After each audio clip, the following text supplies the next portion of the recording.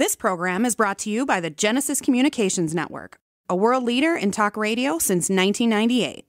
Visit GCNlive.com today.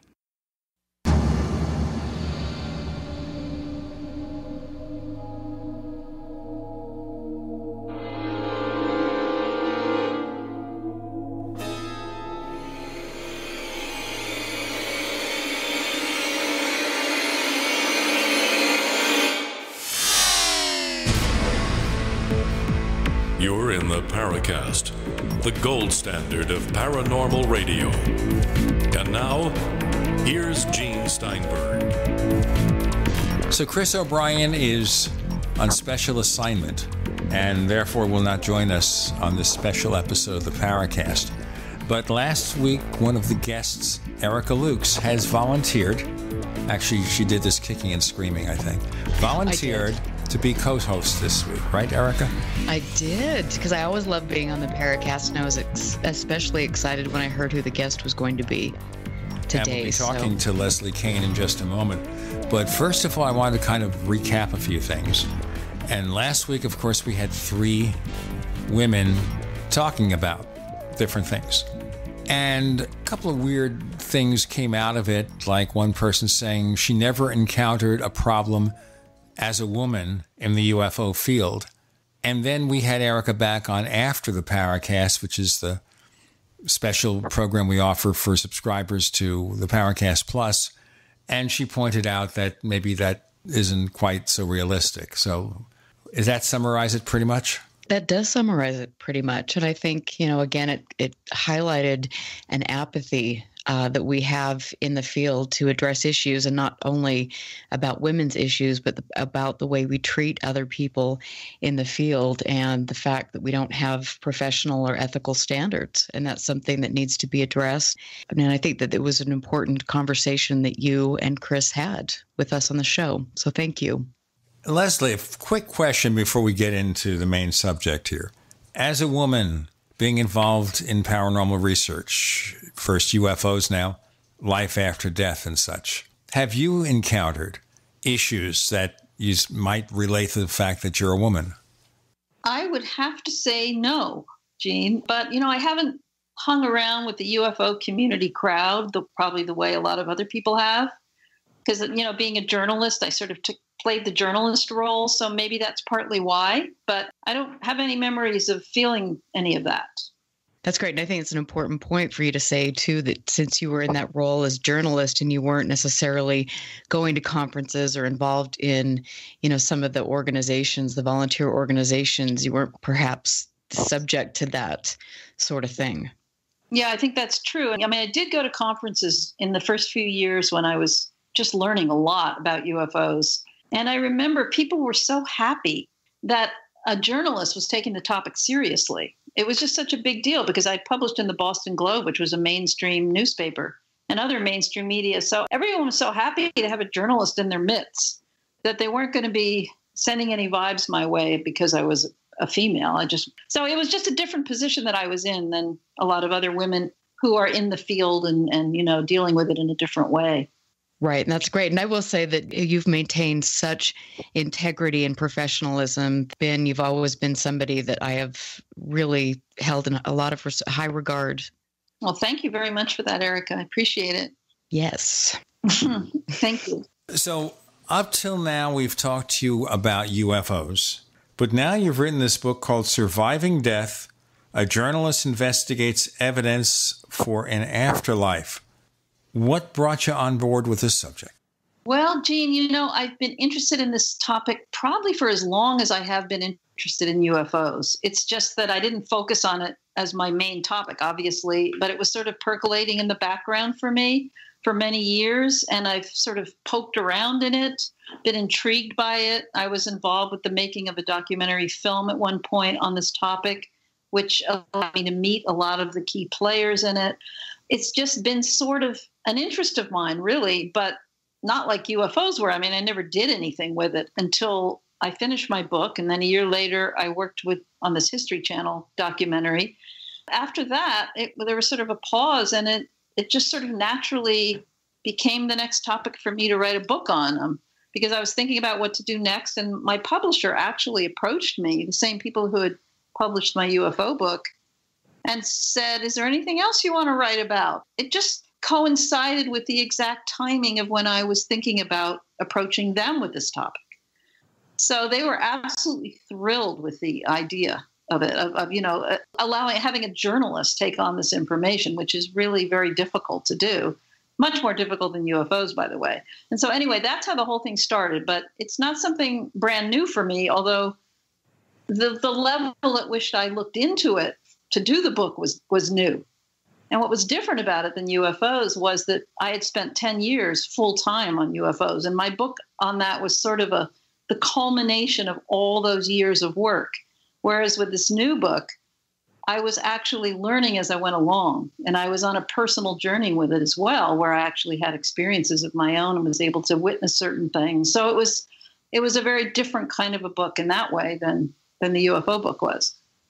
So it started out for you to find out what these experiences were about? Excuse me?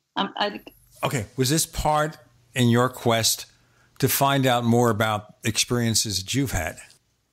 Yeah, I mean, it was really started off as a research book, and it's primarily a research book. I mean, it's a journalistic book. I'm trying to present, the best, most credible, most well-tested, and most scientific evidence for this possibility of survival past death, just like I did with UFOs.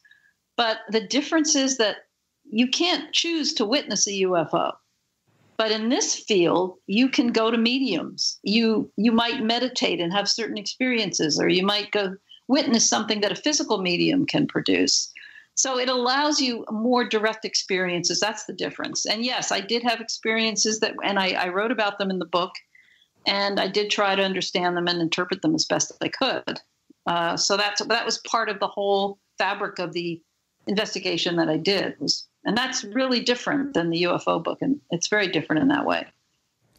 Now, about those experiences, can you tell us a few of them? Maybe give us an idea of where you're coming from?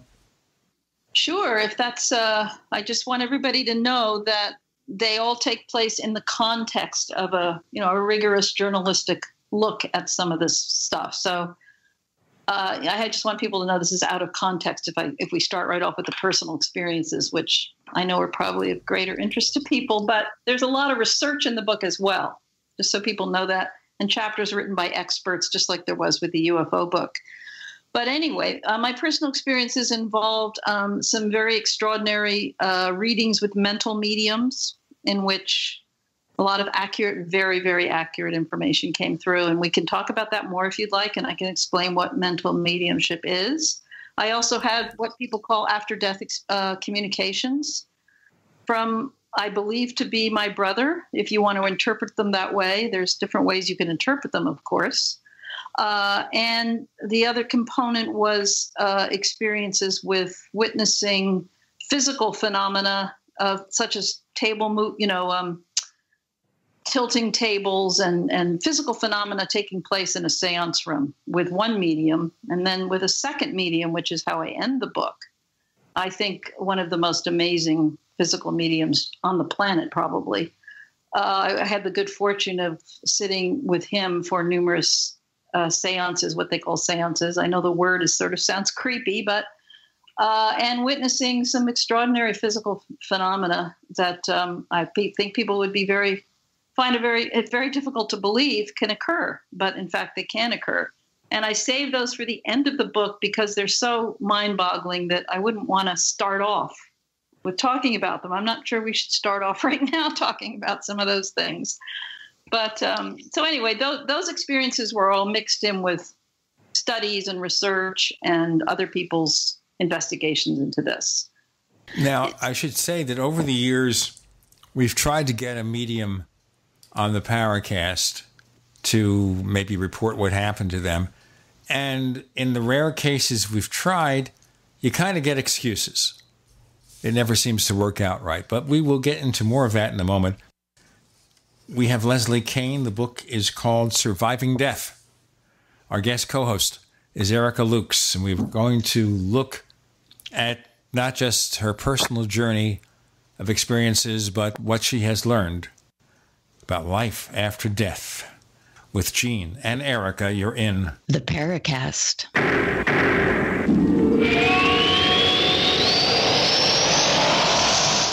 We also have swag.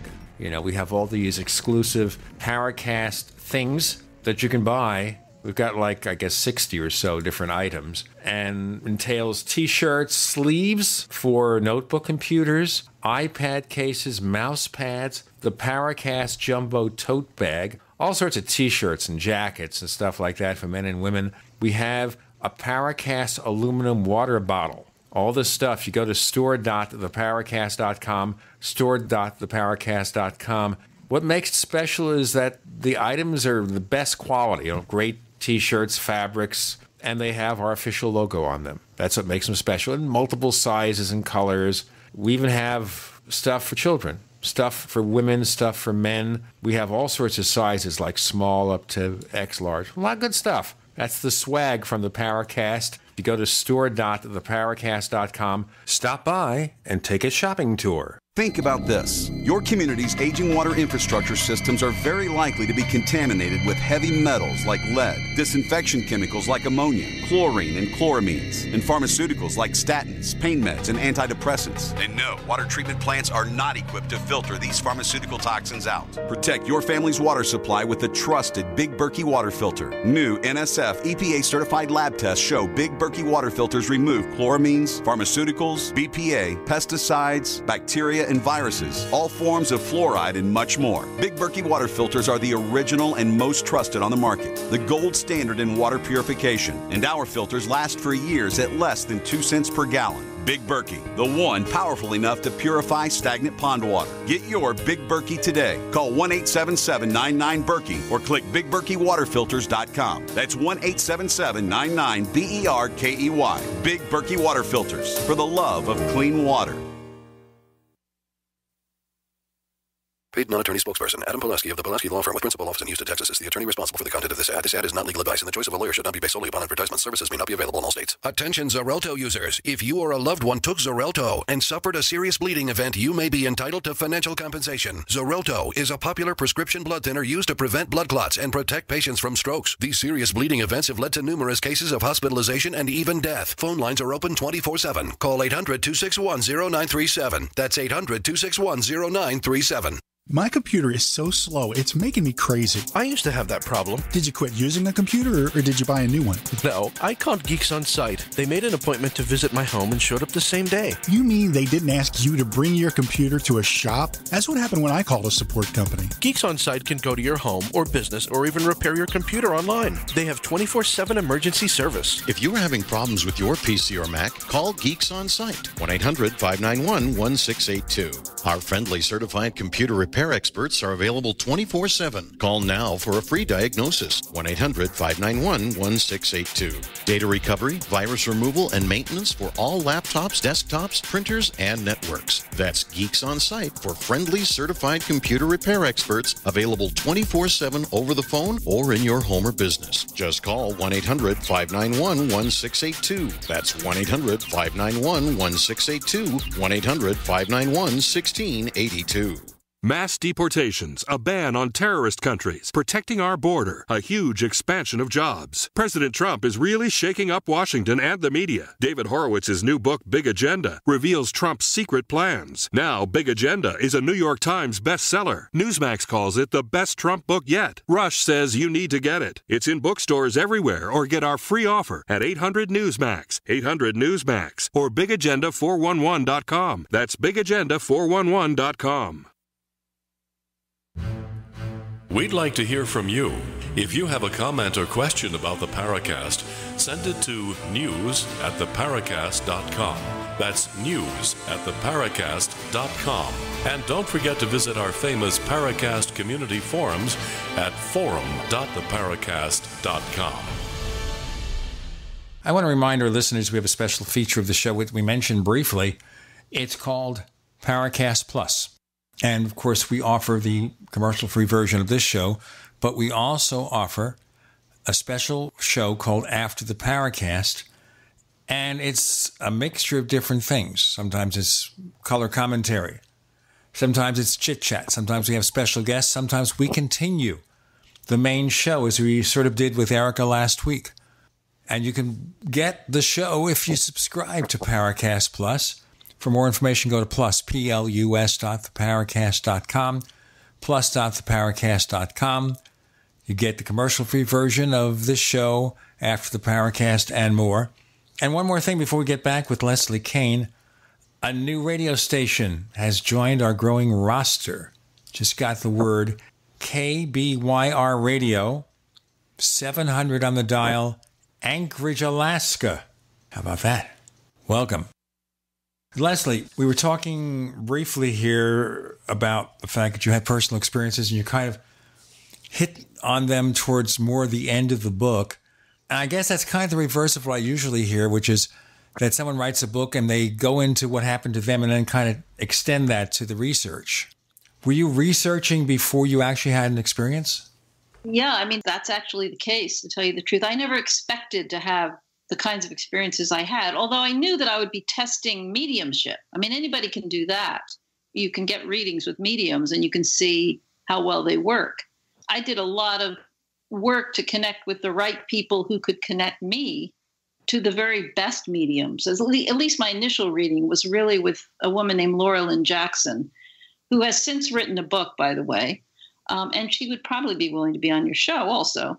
She's just an outstanding mental medium, and I was very, very fortunate to get a reading with her. And anybody could do that, but it was only after I'd kind of looked into mental mediumship and read about it and looked at studies on it and things like that. And then I was fortunate enough because I had such good mediums that the readings turned out to be really, really incredible, as was the second one I did with a medium who lives in Ireland, who was completely unrelated to Laura Lynn Jackson in any way. And both of them were extraordinary. So I don't know. I just lucked out. I got two really good readings. They made for excellent material in the book. And they were mind-blowing for me because I was quite skeptical about all of this when I started. Just wanted to ask you, Leslie, because this is, in the world of UFOs, that people have a hard time taking anything other than the nuts and bolts UFO experience, and oftentimes the paranormal or some of these experiences are pushed aside, which, in my opinion, is a disservice to what we're really looking at. But how has that been for you with dealing with the UFO community and now bridging over into this other subject? I haven't actually dealt with this subject at all with the UFO community, but I've always had great respect for the experiencers and, a lot of the strange things that happen to them. But actually, for me personally, I mean, I haven't made that many connections really between this investigation or this book and the previous one. So I know a lot of people want to sort of make links between these two fields of exploration, but I personally haven't done that myself. So okay. I don't know if that's quite what you're getting at, but no, that's good. I mean, for me, when I look at some of the people that are studying, Dr. Jacques Vallée, Kit Green, some of these people that are interested in both subjects or the overlapping themes of all of this type of phenomenon. I mean, it's interesting to see that unfortunately, we're throwing out a lot of what happens to UFO witnesses or experiencers when there could be something that is a common theme between both. You mean the throwing them out, the ones that are really weird and kind of more paranormal kind of get? Yes. Yeah, that's a really interesting point. You're right. Because I didn't deal so much with witnesses in my work on UFOs, except for military people. Right. I was dealing more with sort of the concrete physicality of the sightings, the government documents and this and that and the radar, because I was trying to reach a certain audience that could accept that kind of thing, but that wouldn't be affected by the more paranormal aspects of it. In fact, they might even be put off by it. Right. But it wasn't out of any disrespect for those people. Absolutely not. It was more for just doing the job that I felt I was being called to do, which was to prevent a certain kind of information. But you're right. It's all in the realm of sort of paranormal, not so much the physicality of UFOs, but the way it can affect people and the experiences people have had. I'm sure a lot of them are similar. They are. To some of the things we're dealing with in this other area. So that's a really interesting connection. It is. Thank you. Yeah. You raised an interesting thing here because some months back we had Red Pill Junkie on the show, and I don't know if you know him or not. He's a blogger on the paranormal. His real name is Miguel. And he mentioned briefly the possible connection, at least in terms of the surface details, between UFO abductions and near-death experiences. And he wrote a very long editorial for the Paracast newsletter about it quite a while back, and I'll get you a link for it, Leslie. But if you had reason to think of anything like that, has anything about that occurred to you in your research? Not so much, but that doesn't mean it's not valid. I just haven't put my mind there, because abductions were never my focus either when it came to UFOs. I mean, I know something about them, but I was never focused on them. I don't feel I have any expertise on them, but I've heard other people make that connection, that somehow there's a connection between some kind of afterlife realm and the abductions. I've just heard it said before, but I've never focused on that myself. I really don't feel qualified to.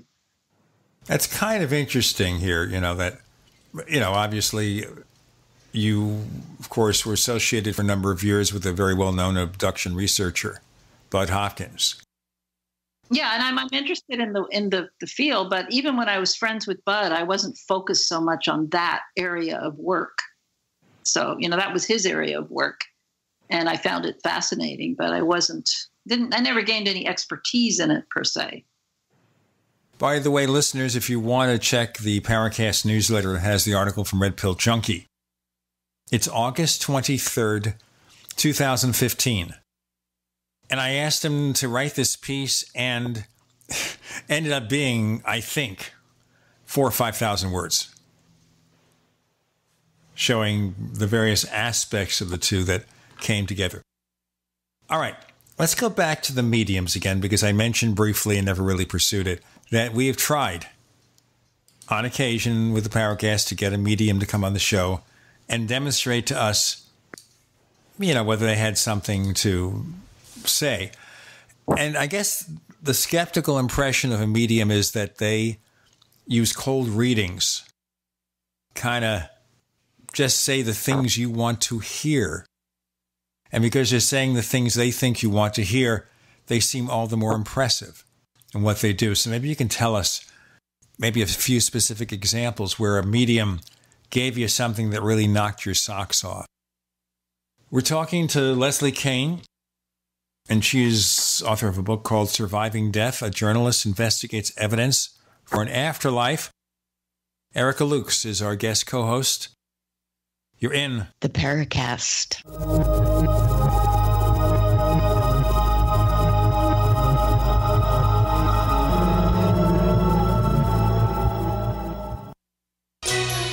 Thank you for listening to GCN. Visit GCNlive.com today. Have you ever wanted a shortcut to getting the underground secrets to making money online and seriously grow your business? Whether it's a new business, a part-time income, or an existing business, you have this incredible limited offer to get a copy of this Amazon best-selling book on .com success for free. Uncover the success factors to make your business ignite. Go to secretsignite.com. That's secretsignite.com. Get your free copy now. Go to secretsignite.com. Being self-reliant is about being prepared and to do what you need to have your own source of renewable energy. Portable Solar LLC offers the most powerful EMP-hardened solar system on the market that is transportable from place to place, and the best part, it's very affordable. Contact them at portablesolarllc.com or call for details at 972-575-8875. Soul Arc EMP-hardened solar generator energy insurance for your family or business. Call Portable Solar LLC today or go to portablesolarllc.com to check out their patent-pending technology.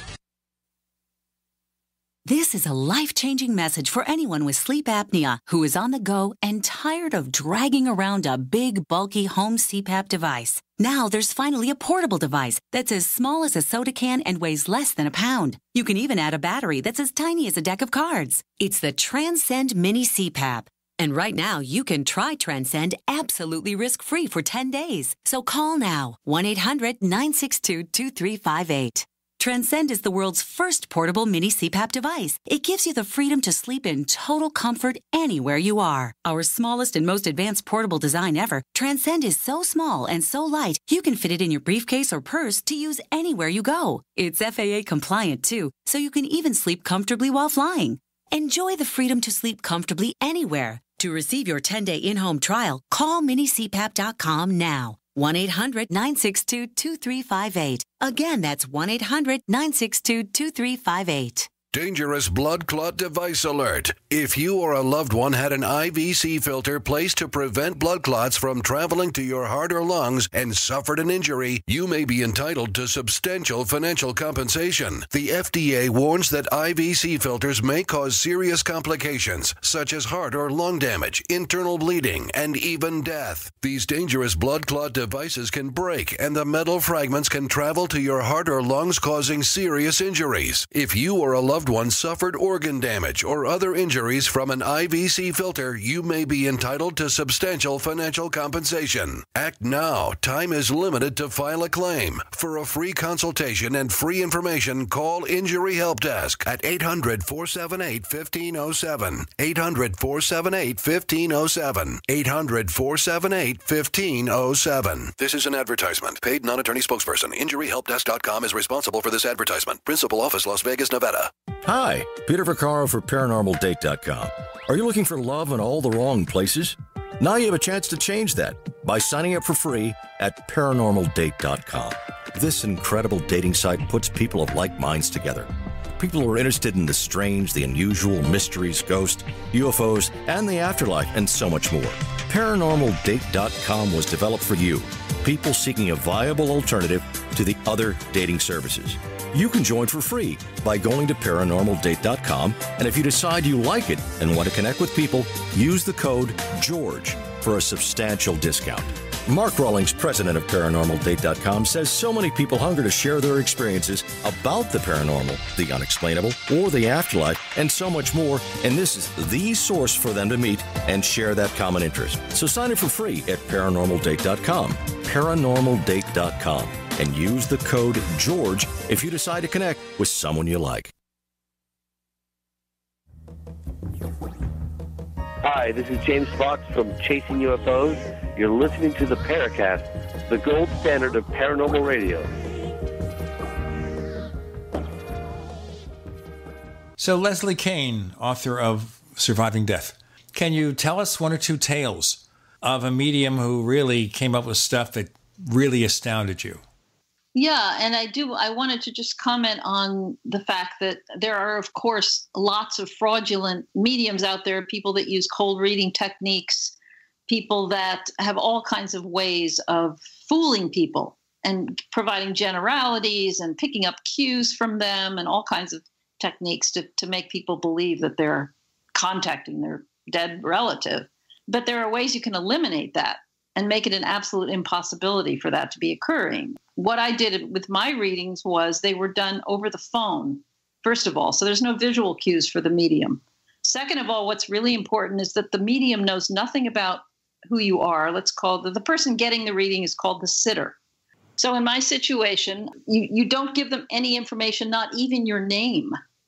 So for the second reading that I did, this medium was in Ireland. I took out a PayPal account under a phony name. I took out a whole separate email address under a phony name, and I used the PayPal account to pay for her phony email address, and I gave her my first name only.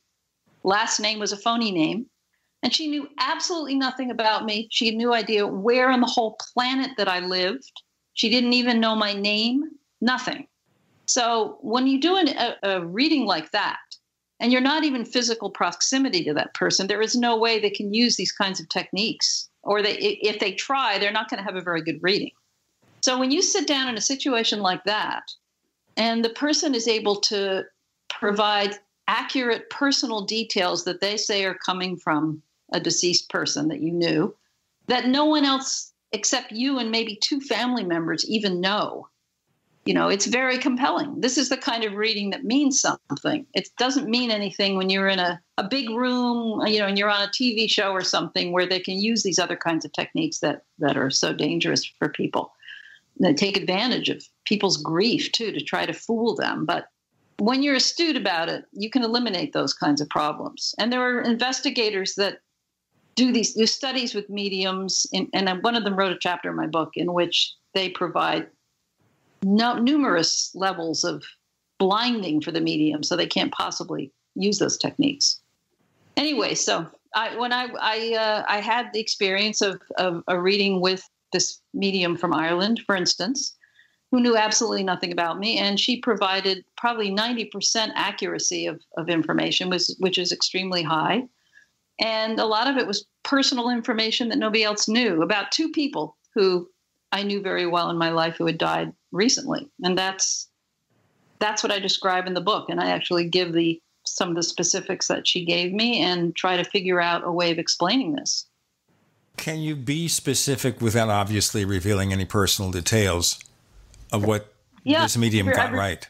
I reveal personal details in the book. I just kind of don't want to give them all away ahead of time. But one of the people that came through was my brother. And I'm going to say it as if it happened.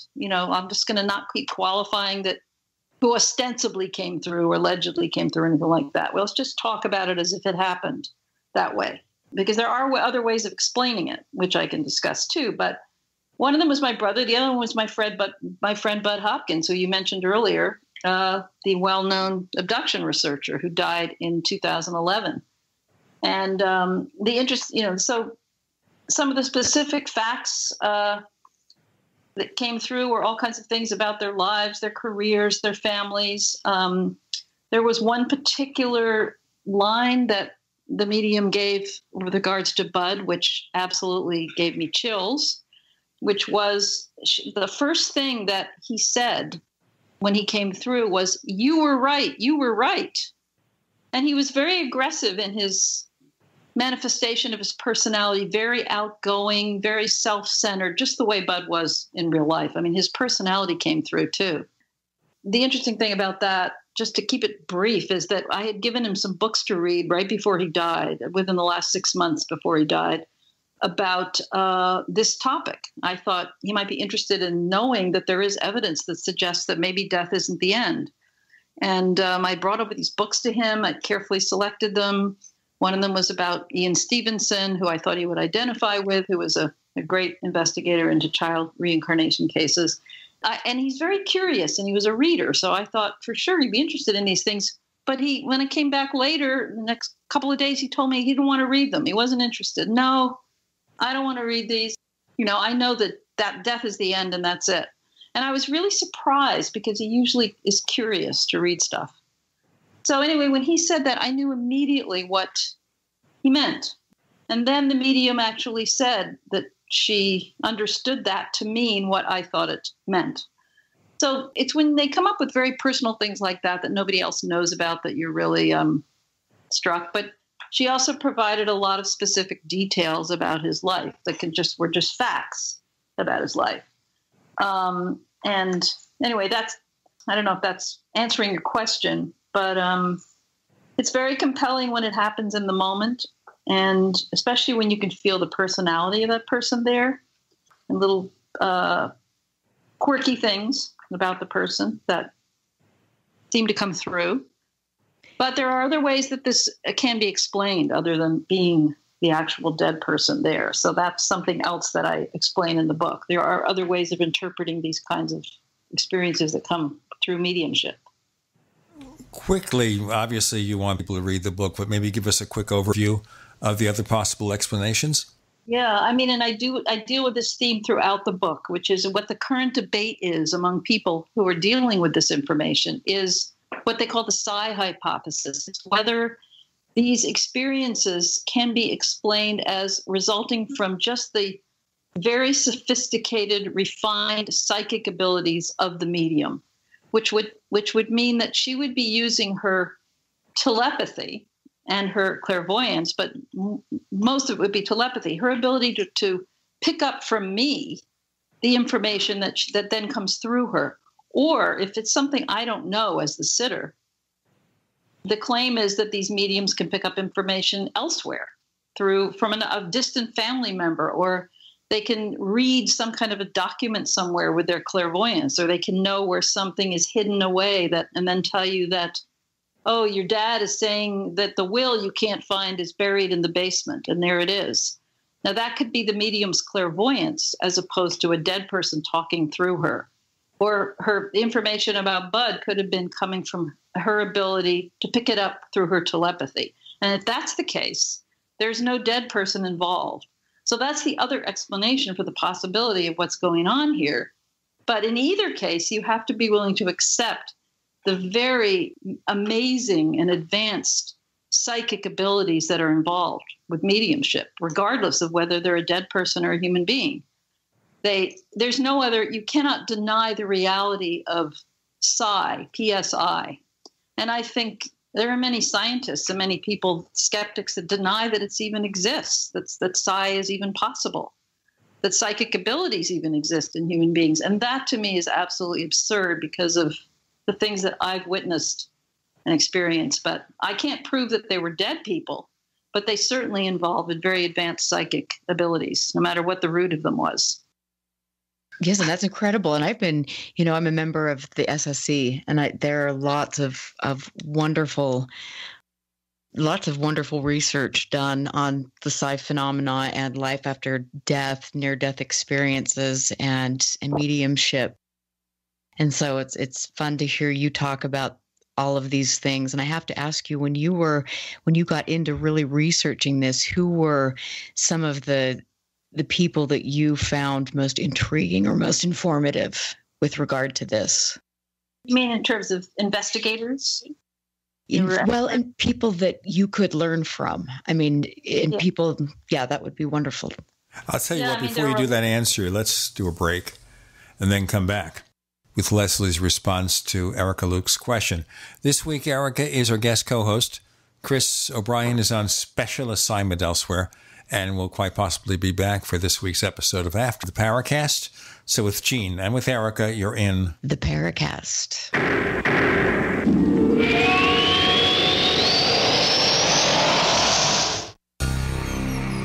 Thank you for listening to GCN. Visit GCNlive.com today. Neighbors, I want to tell you about my favorite graphics app. It's the award-winning Graphic Converter. Graphic Converter is the universal genius for photo editing on your Mac. Join over 1.5 million loyal users for this Swiss Army knife photo editing app. It gives you all you expect from a top-flight image editing app with tons of features, and most important, it's easy to use. It's also far less expensive than that other app that you can only get by subscription. You know the one I'm talking about. What's more, you can get 20% off with your order right now. So write this down to learn about Graphic Converter. Go to www.lemkesoft.de/Gene. Let me spell that. www.lemkesoft.de/Gene. Water is the single most important thing your body needs, so you want to be sure it's the best for you and your family. Since 2005, thousands have depended on Berkey purified water. The Berkey Guy provides the lowest priced filtration systems in every size. For incredibly delicious water now and in an emergency, get to GoBerkey.com or call 877-886-3653. 877-886-3653. GoBerkey.com.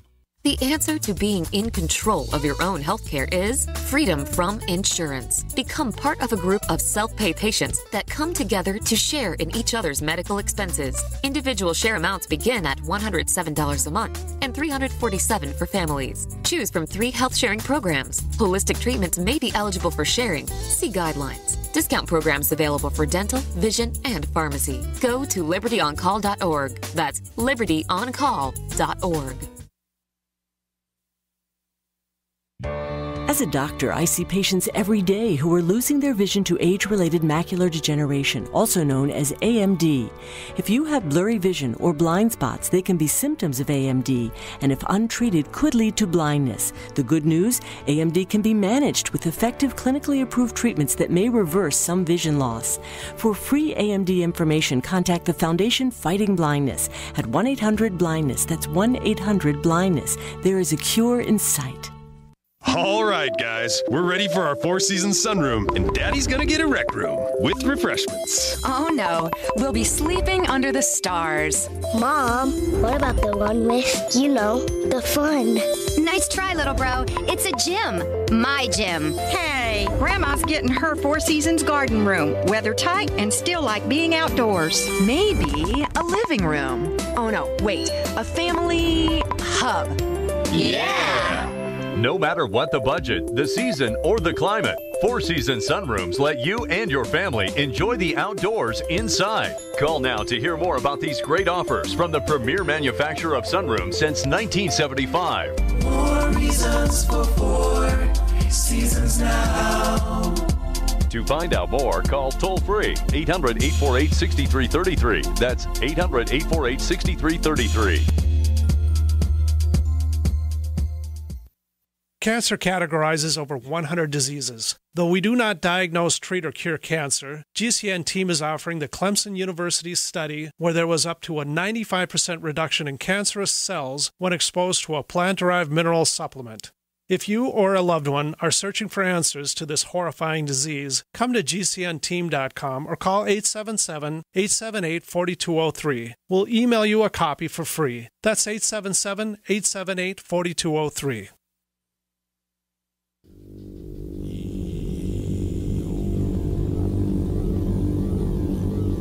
This is Jacques Vallée. You're listening to the Paracast, the gold standard of paranormal radio.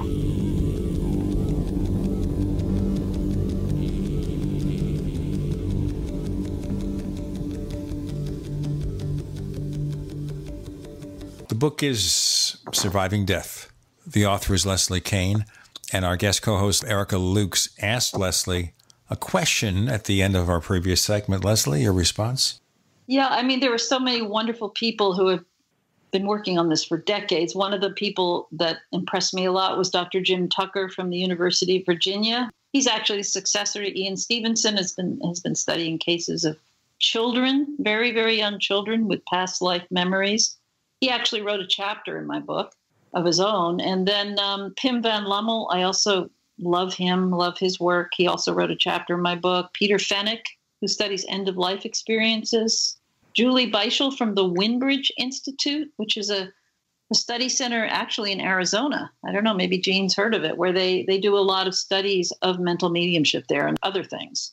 There were a bunch of British investigators. Alan Gold is a famous, in this field, he's very famous, a distinguished gentleman who's been doing this stuff for probably 50 years, written excellent, landmark books. So there's a whole lot of people. Lloyd Auerbach, I don't know if you've ever had him on the show. We have. He's a great guy, very entertaining.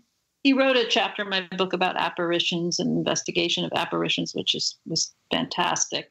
And I absolutely admire Erlander Haraldson, who's another elderly gentleman like Alan Gold, who is, I guess you say it, Erlander.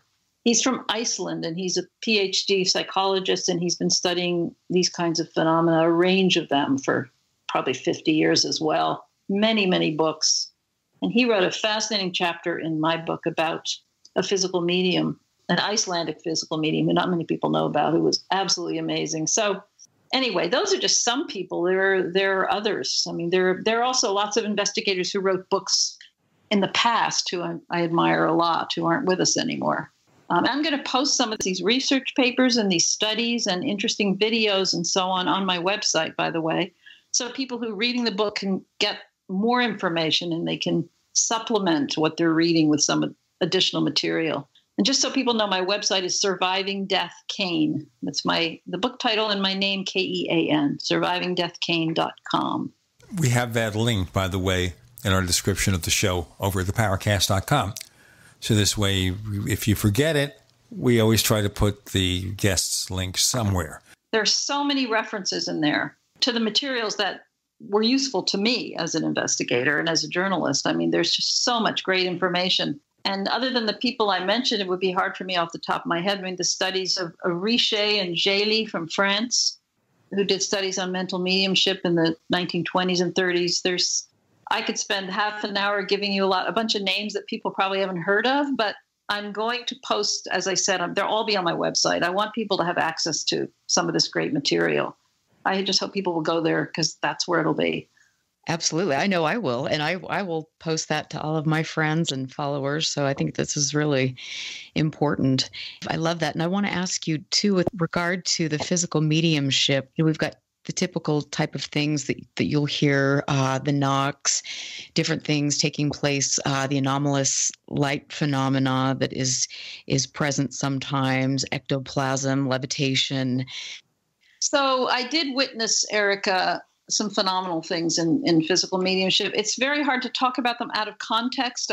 Because in the book, right, I build people up to them very gradually, and I show them how scientists have studied these things, and I give some examples of situations where they've been proven to exist under extremely rigorously controlled conditions so that they're sort of prepared to handle it.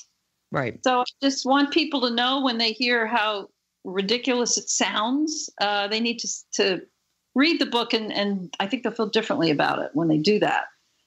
Because it's just difficult to take it out of context, but I will do it because it's real, and I'd be happy to talk about it. You understand how I absolutely. Absolutely. And I appreciate that you wanting to set the stage and make sure that people understand that your work is methodical and you're trying to, you're very rational and you're trying to rule out all of the hoaxes and different things that could take place. But this is something that you're very diligent about. Exactly. And I think that by the time people get to the section where I talk about my own experiences with physical mediumship, I hope that they will realize that and understand that I've taken all precautions and I know how to discern a fraudulent case from one that isn't. And I do explain all the things in the book, that all the reasons that I know that this particular medium, whose name is Stuart Alexander, is not a fraud. There's absolutely no question about it, for many reasons, which I describe in the book, but I won't bore people with it now. I just hope that people will, read it, not because I'm trying to sell books. I just want people to understand the context for this because it's so strange. And the only way they can really understand the context is to read more about it. So, absolutely. And I want to just, and sorry to interrupt you, but I want to just say that I think people that are rational and understand your diligent approach and also understand the importance of work that you see at the Scientific Society for Scientific Exploration. All of these people are taking this very seriously, and these are PhDs and people that are engaged in very serious research. So as you are as well. All right. Well, thanks. Yeah. Those are the kinds of people I've tried to draw into who have contributed to my book, who've written some chapters in it and who I've interviewed a lot with and stuff. So I think we've covered that, for the listeners. Physical mediumship is, there are plenty of frauds out there. And there were plenty of frauds back in the heyday in the 1920s and the 1910s. But there were also some, just like there are some genuine UFO cases, there were and are genuine physical mediums. And you just have to be rigorous about discerning who they are. But the one who I believe is probably the most significant one in the world today is Stuart Alexander, who I write about in my book. He lives in the UK, and he's been practicing with a small group of people for about 40 years, the same small group, not interested in publicity. He's very private about it. But he was welcoming to me when I finally met him after great hesitation. He was hesitant at first to get involved with this book or anything, but gradually it evolved that he became comfortable with me. And sitting with his small group in this little room in England, I was privileged to witness. A lot of it is in the dark. And my book, I explain all about why there is this need for darkness that a lot of mediums feel. that they need it for various reasons. I'm not going to go into that now, but it's sort of a tradition with physical mediumship, but not all of it. And I did witness levitations and independent voices that speak out of the air, matter going through matter.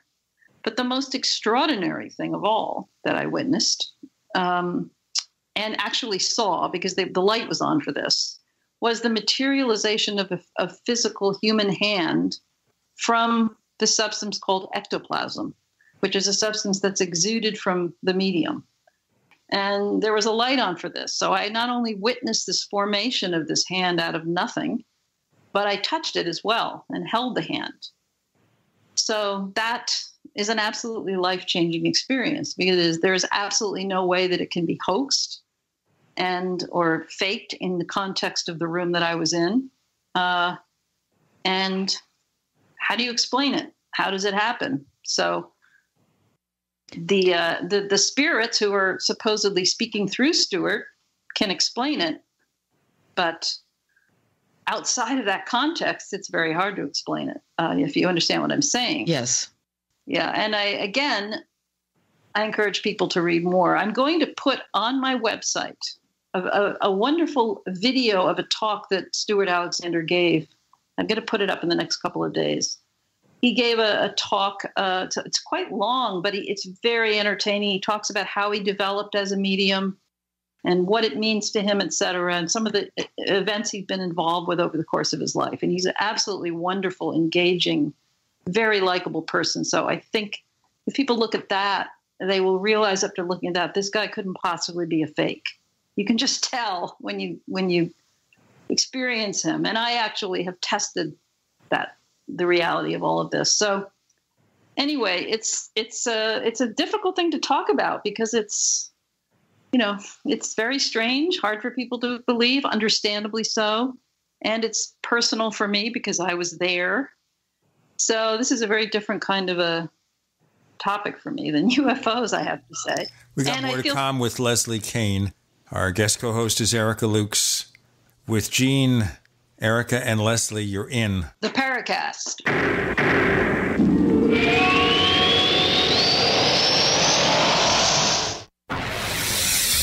You are listening to GCN.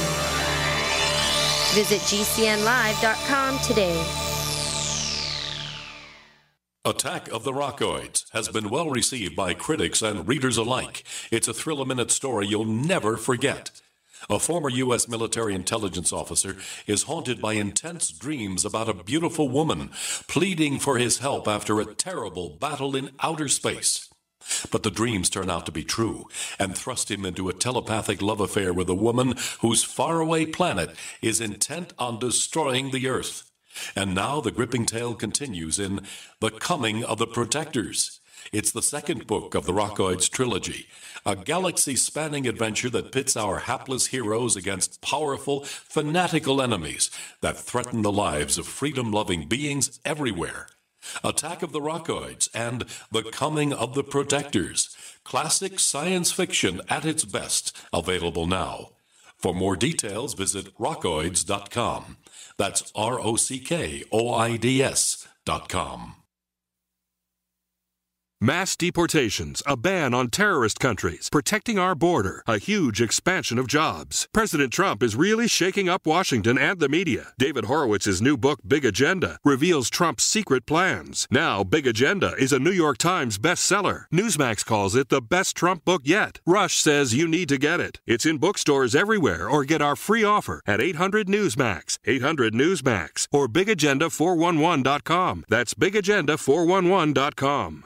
Lifetime Grazed 100% grass-fed beef has the health benefits you seek. When compared to conventional beef, it offers good fats while virtually eliminating the bad. That's the result of cattle who never eat grain, ever. Rich in antioxidants, including vitamin E, C, beta-carotene, and CLA. No artificial hormones, antibiotics, or other drugs. For all our fresh, non-cooked products with only 100% grass-fed beef, go to MidasResources.com. Use voucher code GCN to get 30% off your order. MidasResources.com, or find us on Facebook.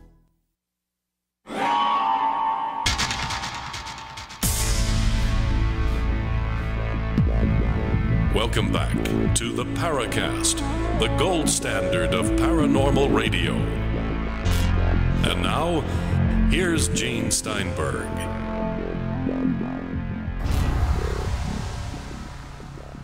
Okay, you win one of the Paracast Awards for that, which has no value whatever, but we're happy to have you do it. Now, you're telling us here in the previous segment and earlier in the show how the people you were in touch with who impressed you, you did what you could to do your due diligence to make sure they didn't pull a fast one on you. In the course of writing the book, did you run into people who did try to pull a fast one on you? Can you tell us more? I didn't have a lot of time to do the book. I wished I'd had 2 or 3 more years, but I was very careful, about who I approached ahead of time. No, I haven't personally run into that, although I know that it happens. There was this one physical medium, for instance, who was building up a kind of a reputation during the time I was writing the book, and somebody put a hidden camera in the room and he was caught cheating.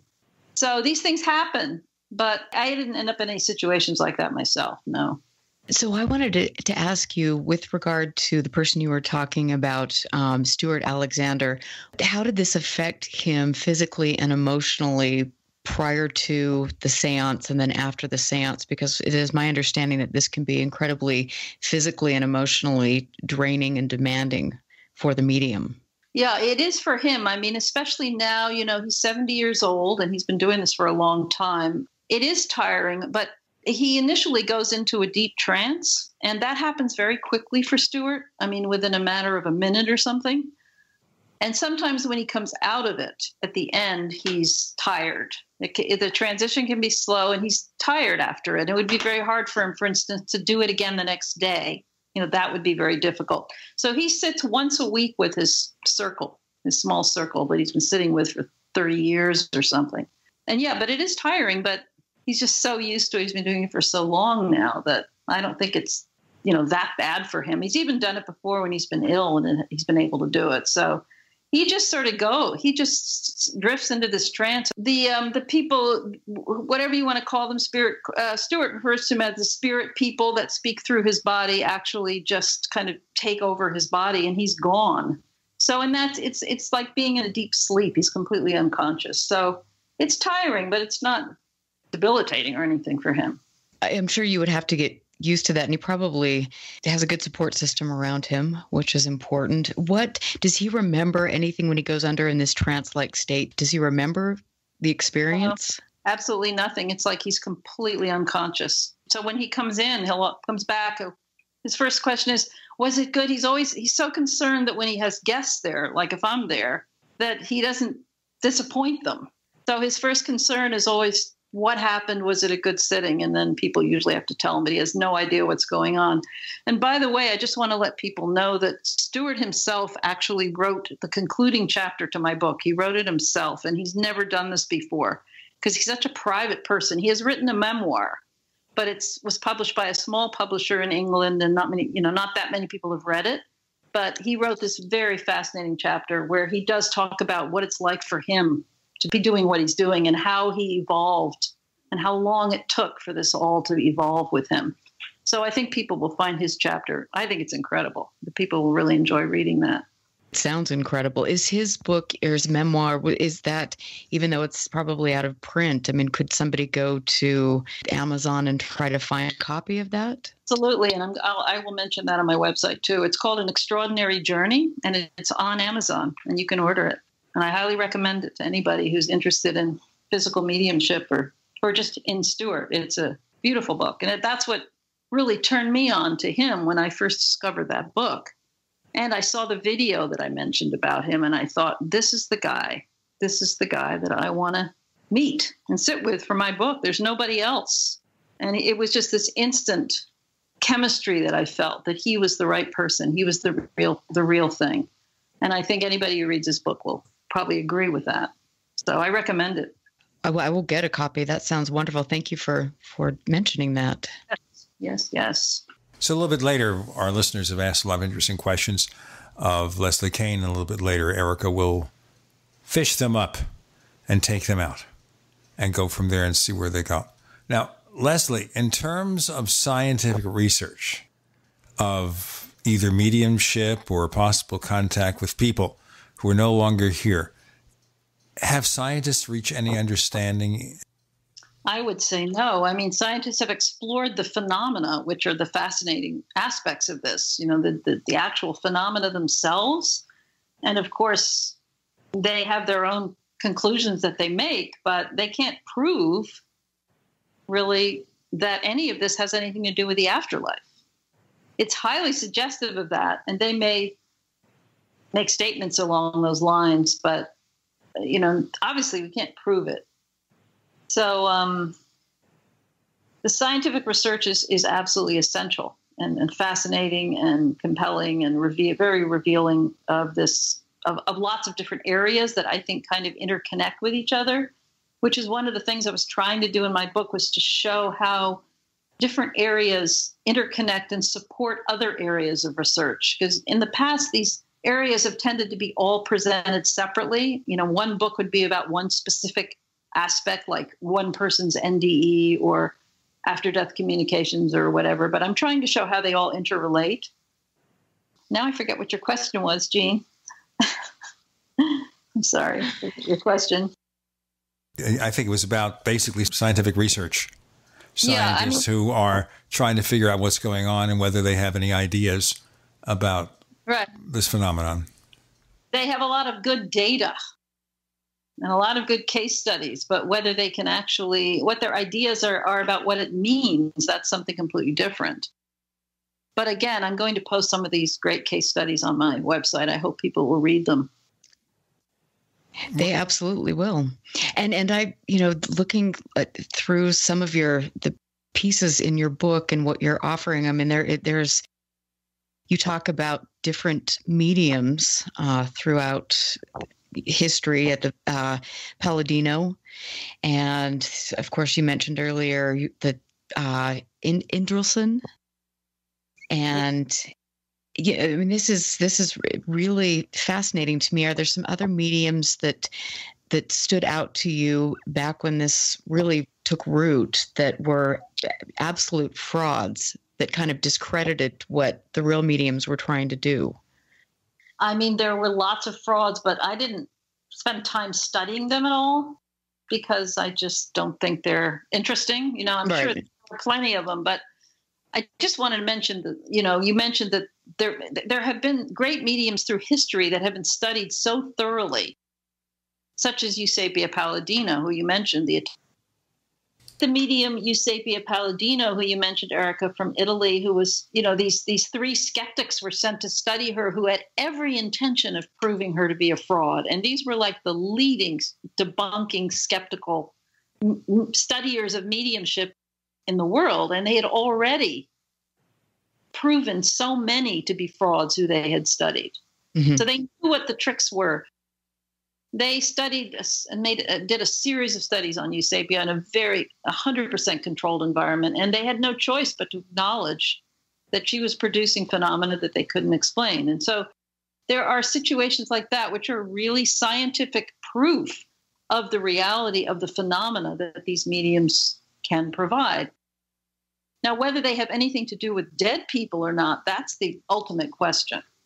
Right. And that's the question that's hard to answer. Of course, the mediums have absolutely they don't have any question about it. And you'll read what Stuart Alexander says. They can't imagine that it could possibly be anything else. But the outside intellectuals who are looking in, and I have to say that a lot of the skeptics obviously haven't sat with these mediums themselves, but a lot of the people raise that question. Even Stephen Browdy, who's an investigator I should have mentioned earlier, who I highly respect, who I quote throughout the book. He's absolutely extraordinary, brilliant thinker on this topic. And he'll raise the question of whether these phenomena are just created through human capacities and have nothing to do with dead people. I mean, that's the question. Let's break it here and we'll pick up on this. We got Leslie Kean and Erica Lukes and Gene Steinberg. Chris is on special assignment. You're in the Paracast.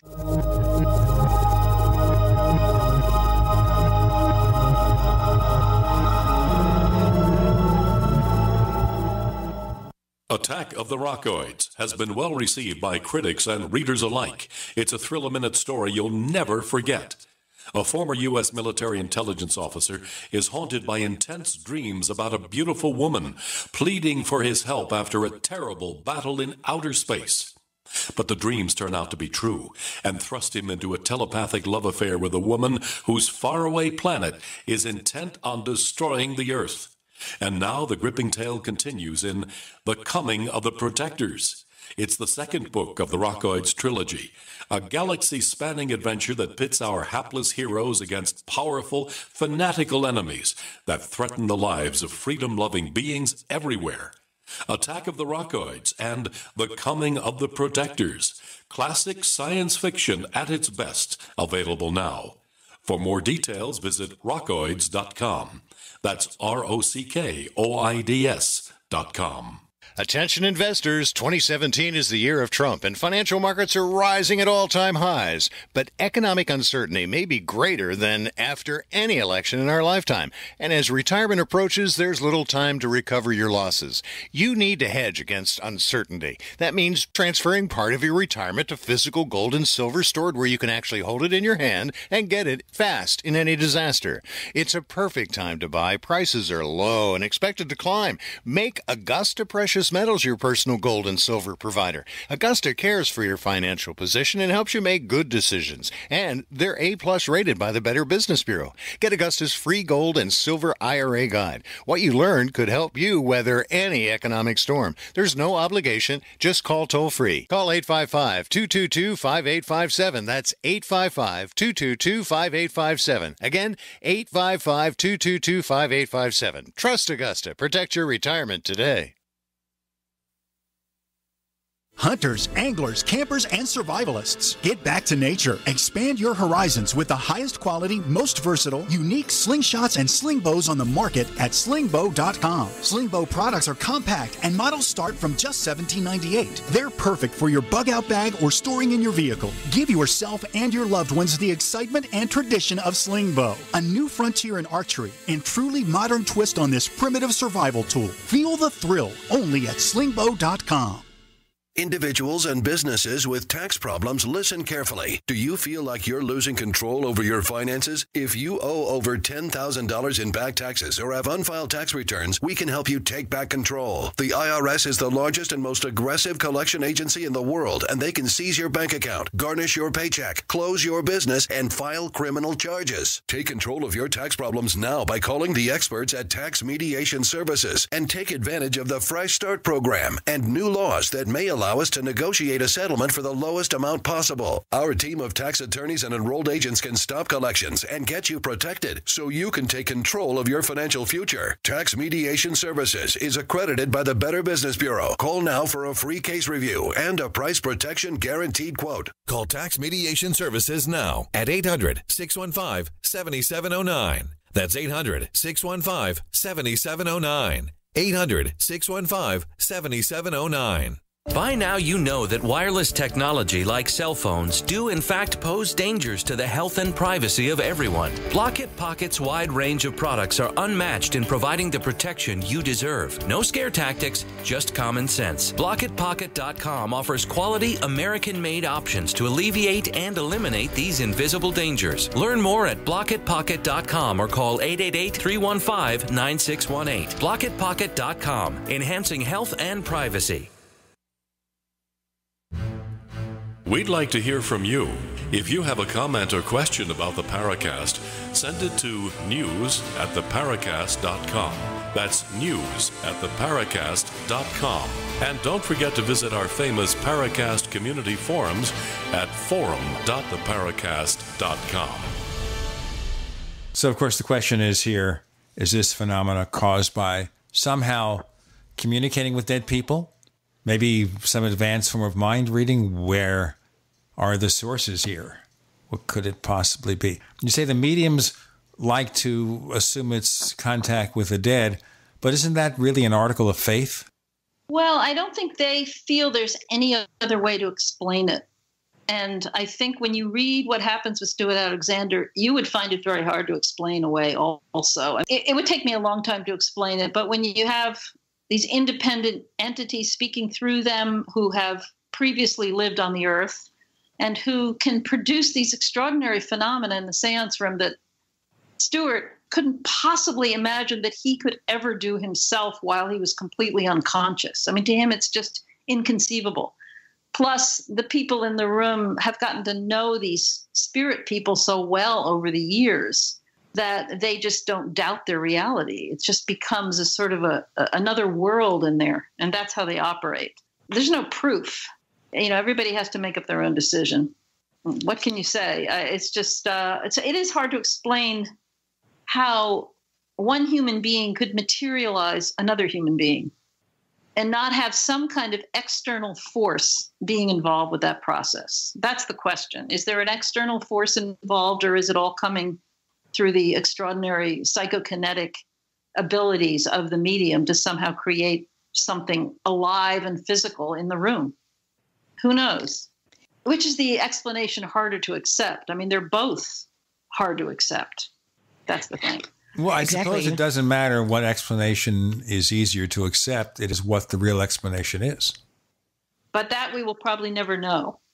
Absolutely not. And I wanted to say that, you know, for the skeptics, you were mentioning the skeptics that visited Palladino, how mind-boggling, and that must be really hard for somebody that has such a skeptical bent to actually understand that there is something that is very real. And when people discount some of these current things taking place now, most of them have not ever put themselves in a position where they could experience that, and yet they're still making their broad statements that this has been debunked. And I find that quite comical in a way.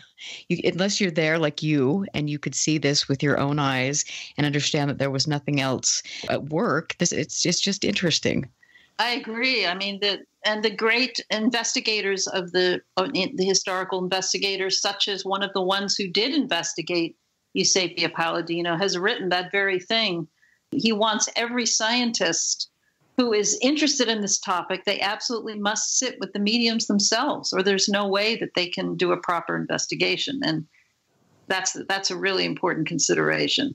And the interesting thing, too, about when these skeptical people did study Eusapia Palladino, they kept a sort of a daily written record, and they described their own personal transformation, their own reactions to what was going on, their own desire to prove her a fraud, and their frustration with the fact that they couldn't do it.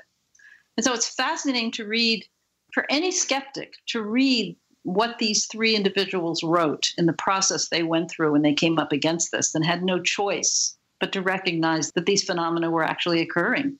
They had no choice. And that's great that they journaled, that they wrote entries about their personal kind of transformation from skeptic to understanding that there's more to reality. That's important. They published a long study on the case, and that included, just sort of some of their reactions that they came up with as they went along. So you can read about it. Yeah, it's fantastic. It's one of the great works we have in this field that everybody should read. Well, it certainly is something that looks to me like it's worth exploration by almost anybody, not just because it's become popular culture and you see it in movies and on TV shows and things like that real people do these things. Now, when you look at a medium, how does that medium compare with someone who calls themselves a psychic?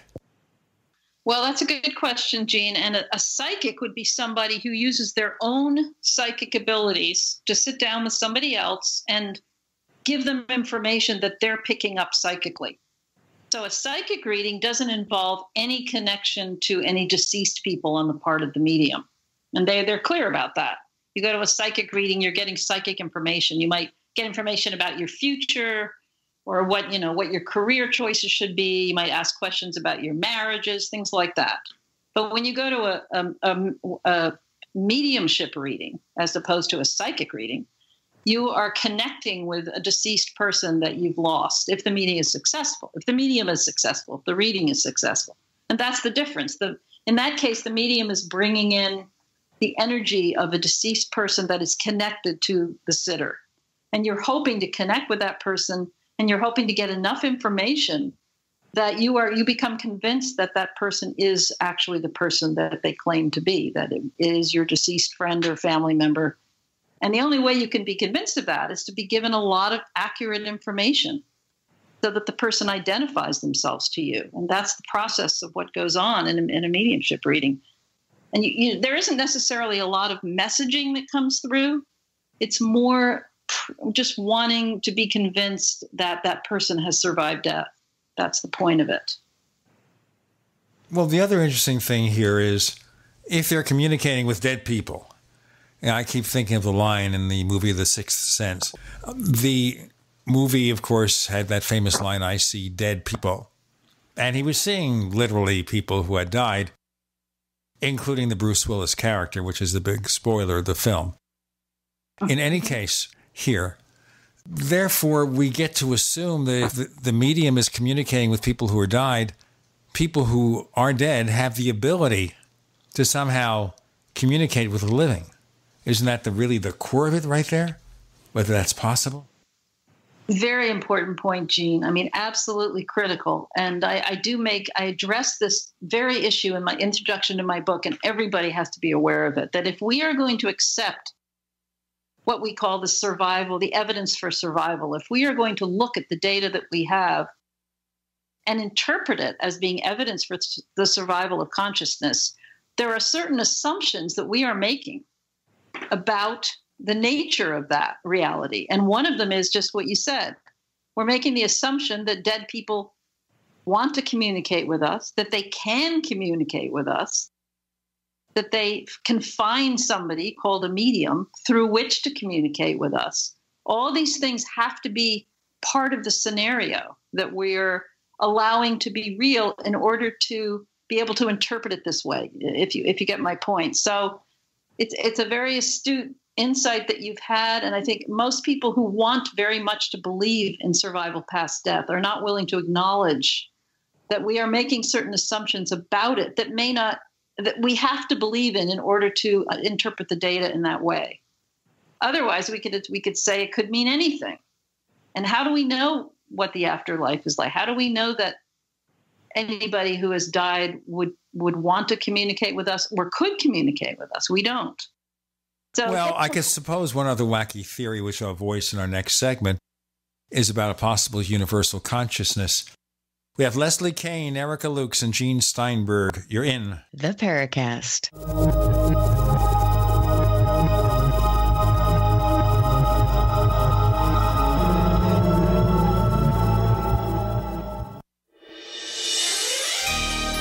Thank you for listening to GCN. Be sure to visit GCNlive.com today.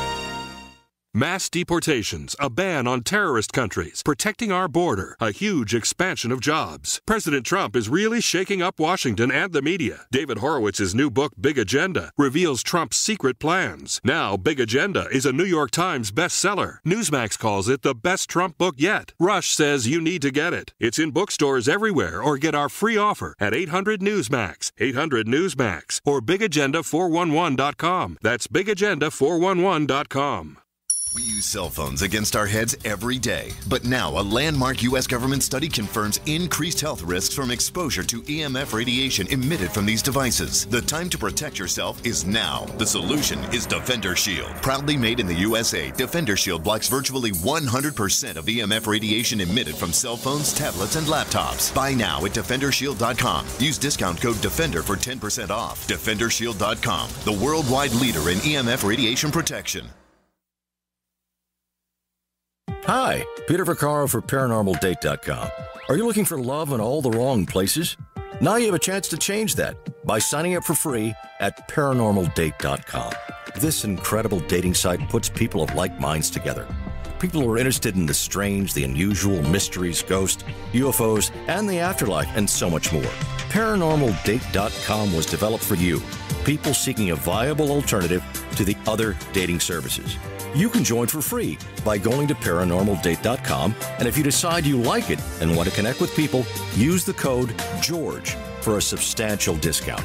Mark Rawlings, president of ParanormalDate.com, says so many people hunger to share their experiences about the paranormal, the unexplainable, or the afterlife, and so much more, and this is the source for them to meet and share that common interest. So sign up for free at ParanormalDate.com, ParanormalDate.com, and use the code GEORGE if you decide to connect with someone you like. Hi there, I'm Bob Eubanks. You know, as part of Hollywood for a long time, I've seen my fair share of celebrities get in trouble with the IRS. Well, there's one name I trust, the Tax Defense Group. They're the most trusted name in tax. So if you owe more than $10,000 to the IRS, you really need to call my friends at the Tax Defense Group.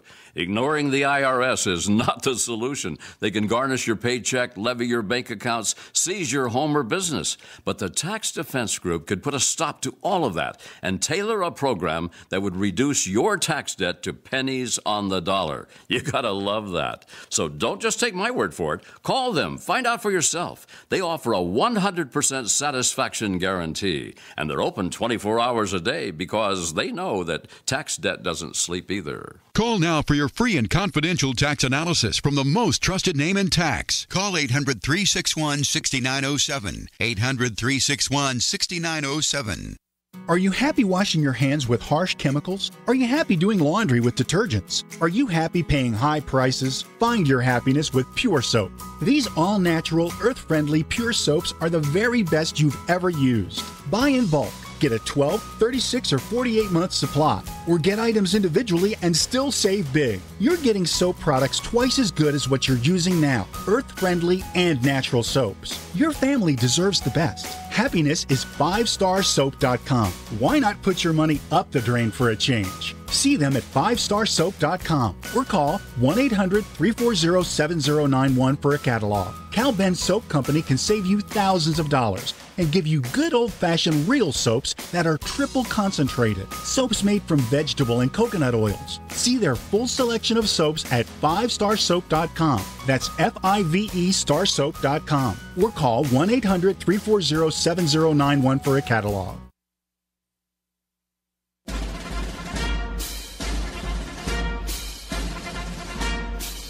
Hi, it's Grant Cameron from presidentialufo.com. You're listening to the Paracast, the gold standard of paranormal radio.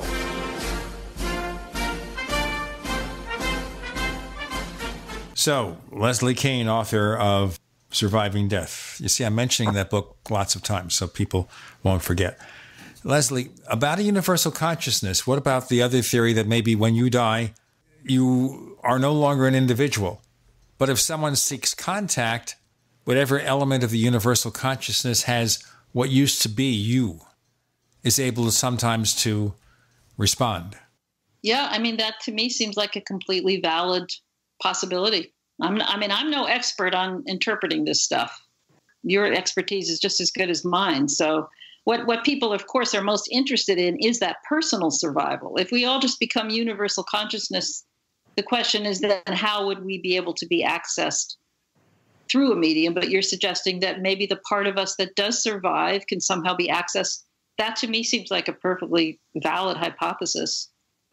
And you wonder also if the person who is dead even knows they're dead. That's another good question. There's so many interesting things to contemplate with this that we don't have answers for. That's another really great question. I'm just learning here. I'm a journalist. I've taken a lot of data. I had some experiences. I put it into a book. And I think I've really distilled what the best kind of evidential material is. But there's a lot of things that I'm still learning. So, Erica, could you dig up the questions from the forum in the question bank? Maybe bring them out. Is it possible here that children are more sensitive to such things, and maybe the sensitivity is kind of drilled out of them as they go to school and they are brainwashed, as it were?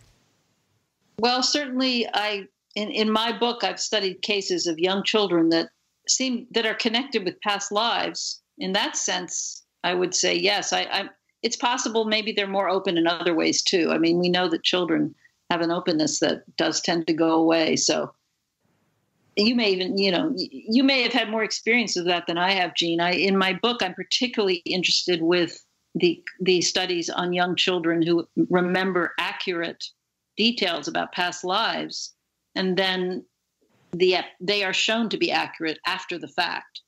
And I bring forth two cases in my book that are wonderful American cases. One of them involves a 2-year-old boy, so young, providing all this information that he couldn't possibly have known and kind of reliving the experiences of another life. So I feel that of all the past life memory cases, and that whole field is huge. There have been so many studies done on reincarnation. I think the ones that are most evidential are the ones involving young children, and the ones that can be verified as accurate, which isn't always possible. But in those where it is possible, it's quite amazing. Well, if someone's 2 years old, what and how do they convey the possibility they're sensing something beyond our life? Well, in the one case that we could use as an example is the case of James Leininger, and some people may already be familiar with this case. He was 2 years old, and one of the first things he said when he learned how to talk, here's an example. He was his mother was pushing him in a stroller by a toy shop, and she picked up a plastic airplane from a bin outside. And she said to James, the little boy, he wasn't even 2 yet. She said, "Look, James, it has a bomb under it." And he looked at the thing and he said to his mom, "That's not a bomb, it's a dwap tank." He couldn't say his R's quite right. So his mother went home and asked her, "Dad, what's a drop tank?" And his dad said, "Well, it's something that's put under an airplane when they're traveling long distances to store fuel or whatever." I mean, he knew what it was, but they could not fathom how this 2-year-old child knew what a drop tank was or knew that it was something under an airplane. And that was mild. That was the very first thing. But James came up with a lot of very specific information. So even though he was barely talking, he would come out with very, very specific things, like the name of an aircraft carrier called the Natoma, was actually called the Natoma Bay. But for a 2-year-old to come up with that, when he'd never been exposed to anything about the Natoma Bay before, it just freaked out his parents. I mean, they didn't know where this information was coming from. And then he had terrible nightmares, reliving the death from his previous life, and eventually was able to talk about that and provide names and places and enough hardcore information that eventually they were able to figure out who the person was that James was referring to, and to check everything out and find out that he'd been accurate with everything that he said. It was a long process, and his dad was the main investigator, kept careful records of everything, and was determined to prove his child was not telling the truth, or that his child was not remembering a past life, because it was a terrible challenge to his dad's Christian faith. He could not accept this as being real. And part of what I had him do in my book is write for me some excerpts for the chapter where I tell the story of his son's reincarnation memories, in which he details his own struggle, his spiritual struggle in dealing with this, and how he eventually came through at the end with a positive connection to the whole thing. But anyway, that's it in a nutshell. It would take a long time to give all the details, but that's a kind of case that's very hard to explain away. Let's put it that way. And there are, and this is the interesting thing about reincarnation, there are some very profound cases, and especially, when you have these small children that live and they're not exposed to the media, they're not exposed to, they live in very rural places, and they have either scars or significant night terrors, nightmares. They're recalling these names, and then you find that a couple towns away there was somebody that was murdered, and the injury took place in the same place where the small child has the scar. And so there's some really interesting correlations here that are hard to dismiss. And the trauma that these young children are reliving due to the past life is very intriguing as well. And it almost seems to, once they find closure and find out really what is happening and identify with this other person, they can really put that to bed and move on with their lives. That's right. Often the children, when they do have enough information to discover the location, say, of where they lived before, or the parents will often, and the investigators, they might take the child back to the location where they lived before, or the child will meet members of that previous family, which is what happened in James's case. And so those kinds of events, as you say, Erica, provide a sort of a resolution for them. And they do move on. And usually by the time they're 6 or 7, they've completely forgotten all the memories that they had, and they just go on and live in the present. Fortunately, it would be very difficult if that didn't happen. But there is a sort of resolution that comes from connecting with the actual place or people from that previous life. Absolutely. And it's fascinating. And there's a question in the chat room just about how do you feel, what role, if any, does past life regression therapy using hypnosis play? So a question from Chris Johnson here. He wants to ask you specifically about past life regression therapy using hypnosis. Yeah, I mean, I know a lot of people do that, and it's very meaningful. And sometimes I'm sure they get information that can be verified. I didn't cover it in my book just because I had such limited space in the book. There was so much more I wanted to cover than I could. And since I think that the child cases are the most sort of scientifically evidential of all the material we have on reincarnation, I focus exclusively on those cases. And because they're just, the evidential aspect of them is so strong. And I don't think it's quite as strong for when you involve, hypnosis with people and they're adults. It's just a different kind of a thing. So, sure. but it's fascinating. And what can I say? I'm sure it has a big impact on people to do that. Absolutely. And he also Chris mentions Many Lives, Many Masters. And I remember reading that book, 10, 15 years ago. I'm sure that you're familiar with that as well. Yeah, I did read that book a long time ago also. Maybe that's when it first came out. I don't remember when it first came out, but I did read it. More to come with listener questions. Leslie Kean and Erica Lukes. You're in the Paracast.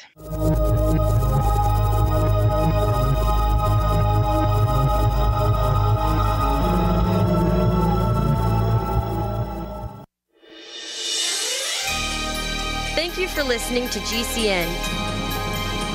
Be sure to visit GCNlive.com today. Neighbors, I want to tell you about my favorite graphics app. It's the award-winning Graphic Converter. Graphic Converter is the universal genius for photo editing on your Mac. Join over 1.5 million loyal users for this Swiss Army knife photo editing app. It gives you all you expect from a top-flight image editing app with tons of features, and most important, it's easy to use. It's also far less expensive than that other app that you can only get by subscription. You know the one I'm talking about. What's more, you can get 20% off with your order right now. So write this down to learn about Graphic Converter. Go to www.lemkesoft.de/Gene. Let me spell that. www.lemkesoft.de/Gene. Water is the single most important thing your body needs, so you want to be sure it's the best for you and your family. Since 2005, thousands have depended on Berkey purified water. The Berkey Guy provides the lowest priced filtration systems in every size. For incredibly delicious water now and in an emergency, get to GoBerkey.com or call 877-886-3653. 877-886-3653. GoBerkey.com. Paid non-attorney spokesperson Adam Pileski of the Pileski Law Firm with principal office in Houston, Texas is the attorney responsible for the content of this ad. This ad is not legal advice, and the choice of a lawyer should not be based solely upon advertisement. Services may not be available in all states. Attention Xarelto users. If you or a loved one took Xarelto and suffered a serious bleeding event, you may be entitled to financial compensation. Xarelto is a popular prescription blood thinner used to prevent blood clots and protect patients from strokes. These serious bleeding events have led to numerous cases of hospitalization and even death. Phone lines are open 24/7. Call 800-261-0937. That's 800-261-0937. You may own a knife, but if it's not an indie hammered knife, it's not a knife. From the forge to the grinder to the sheath, each indie hammered knife is handcrafted using God-given talent. The result is the sharpest edge a knife can have and a true work of art. See a variety of knives and the complete knife kit at ihknives.com. Indie hammered knives, custom knives, made in America. Hi there, Dick Allgaier here. I was a mainstream television news reporter for over 3 decades. I normally never do commercial endorsements. I am very skeptical of health supplements, but a friend of mine told me about his experience with Synergy One, so I purchased a bottle, and my wife and I have been using it for a few weeks now. I very much dislike so-called energy boosters, those little energy drinks that have caffeine and guarana and other things that make your heart race. This is not that. My experience with Synergy One has been great. My mood is better, my joints feel better, I have more vigor, more stamina, way increased productivity. My wife and I both noticed that we even dream more. So I recommend Synergy One. It's really good stuff. I'm having great results with it. Call 888-988-3325 or visit oneworldway.com. That's oneworldwhey.com. In these uncertain times, it makes sense to have a sustainable backup method to cook food and boil water. If your current plan includes using a fuel-burning stove or cooking over an open fire, then there's a much better way. The Minuteman Rocket Stove is a biomass-burning cooking stove that only requires small quantities of sticks and twigs for fuel. The Minuteman Stove is easy to use, smokeless, portable, powerful, and sustainable. For the finest in survival cooking stoves and fire starters made right here in the USA, go to MinutemanStove.com. That's MinutemanStove.com. This is Jerome Clark, author of the UFO Encyclopedia and other books. You're listening to the Paracast.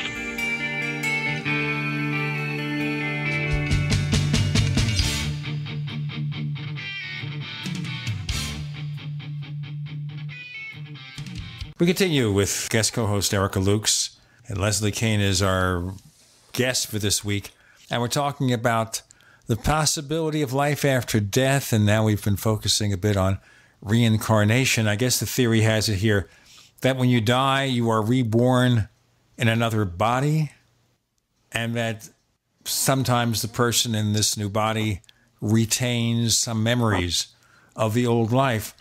But then the thing I always wondered about, and it has nothing to do with whether this is true or not, is if you're being judged whether to return to Earth based on your behavior in a previous life, if you don't remember that life, how do you avoid repeating the same mistakes?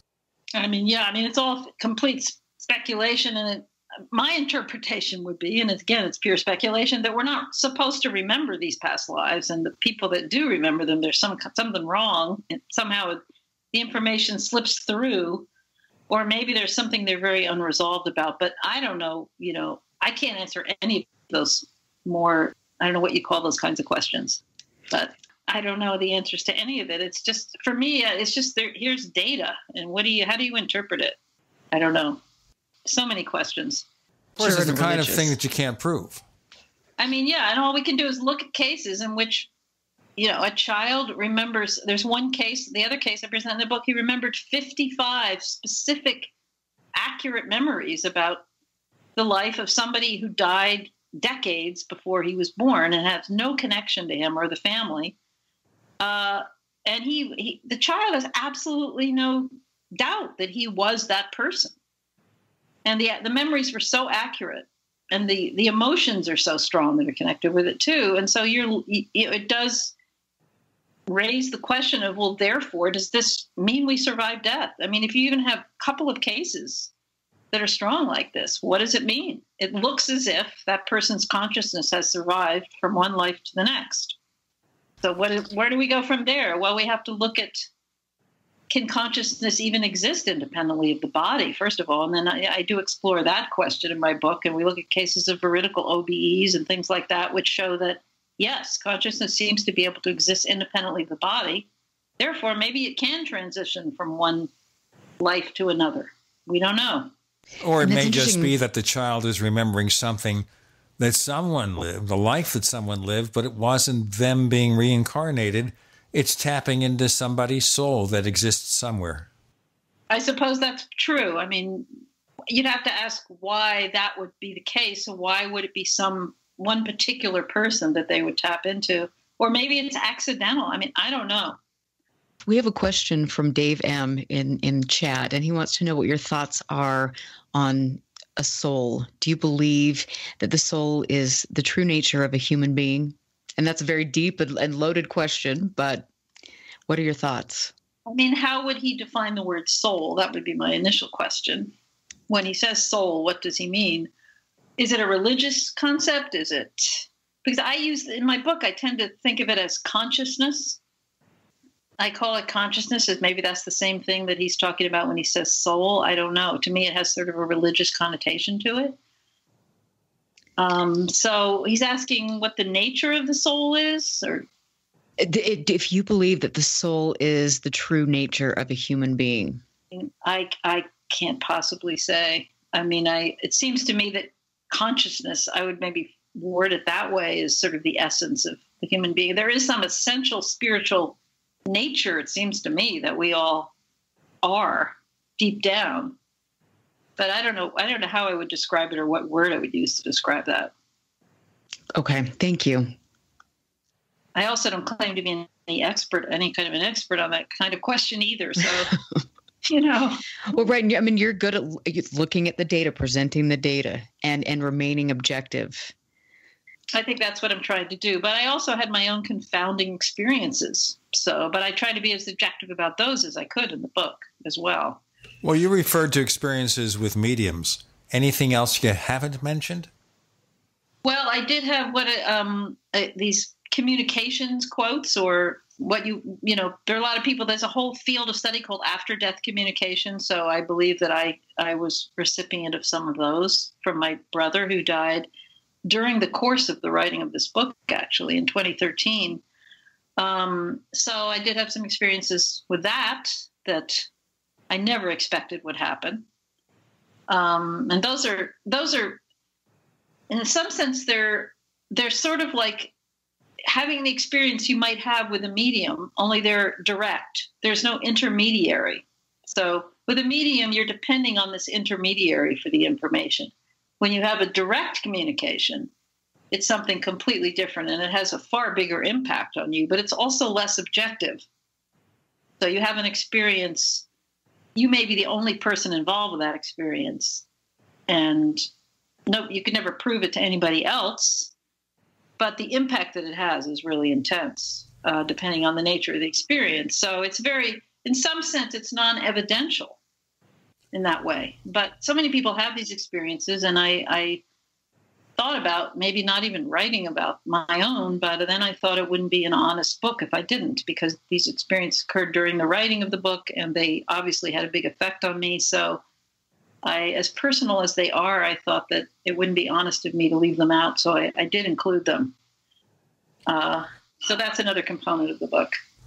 These mediums with whom you communicated, once they delivered results that impressed you, did you acquaint them with who you were and what you were doing? Yes, I did. And I let them know how accurate they were. And then I also did interviews with them and wrote about in the book, after the fact, just tried to get to the bottom of how they do what they do.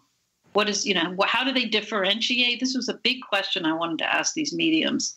How do they differentiate between information that is coming from what they call the spirit world, is coming from the deceased person, as opposed to information that's from their own psychic ability? And how do they distinguish between those two? Because that's the bottom line question when it comes to evidence for survival. You want to know, are these mediums, how do they know they're getting information from a deceased person or from a spirit person? And so I did these interviews with both the mediums in which I asked them those kinds of questions and asked them about their process, how they do it, those kinds of questions. So they did find out after the readings that I was writing a book on it, but they didn't know anything about that before the readings.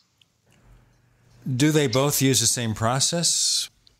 Their styles are somewhat different. It's similar. It's basically sort of the same in essence, it's the same process where they're sort of acting like this telephone wire to the other side, as they call it, and they're bringing in information. But the two styles that they had were quite different. One of them was longer, more in depth, very full of spiritual energy, and it was just full of light and energy, and details. And the second medium was shorter and very, very specific, like almost like a series of bullet points. She would just say, bing, bing, bing. Okay, bing, bing, bing. And these facts would just come out of her that she said were being delivered by this person. So, but the essential process is the same. They're basically putting out an antenna into this other world and receiving information that the sitter, me, was drawing through them because of my connection to that person on the other side. That's how they explain what's going on. Now, this may be different for each one of these mediums. Did they learn how to do this by accident? Did they do research? Did they take a course? What? No, I mean, the two that I got to know here, Sandra and Laura, both were born basically with these abilities. They grew up with them. And they initially believed that everybody, it's like the boy in the Sixth Sense. Everybody sees dead people, right? Or everybody knows when their grandfather's going to die in a week. And they gradually learned that was not the case. But it was just a completely natural abilities that they had. They struggled with it. Sandra describes just completely turning them off at one point because she just wanted to be a regular teenage girl. She didn't want these things happening to her. So I think my sense of a really good medium is it's very hard to go to school and learn how to do this. That's 2/3 of the episode. We've got a lot more to come with our guest Leslie Kean and guest co-host Erica Lukes. As I said, Chris O'Brien is off on special assignment, catching up on things that will help improve his bottom line, so he'll be back soon. In the meantime, we will continue learning more about possible survival after death and lots more things. And by the way, don't forget to go to plus.theparacast.com to learn about the Paracast Plus and our special show After the Paracast. Erica Lukes is our guest co-host. You're in the Paracast.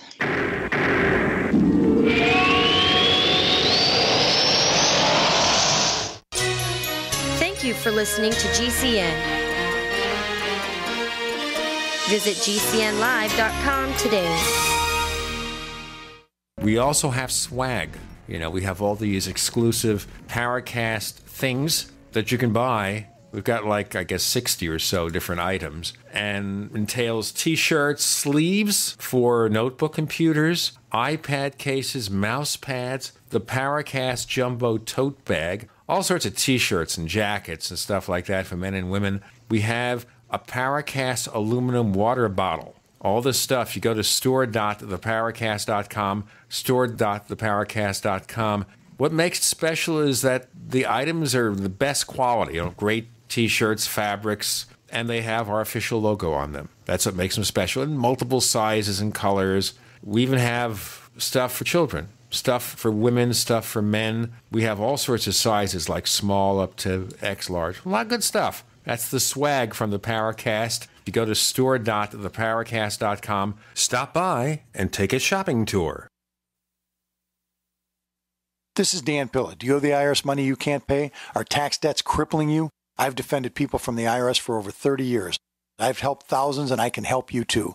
I wrote the book on IRS settlement, and I'm telling you, there's no such thing as a hopeless case.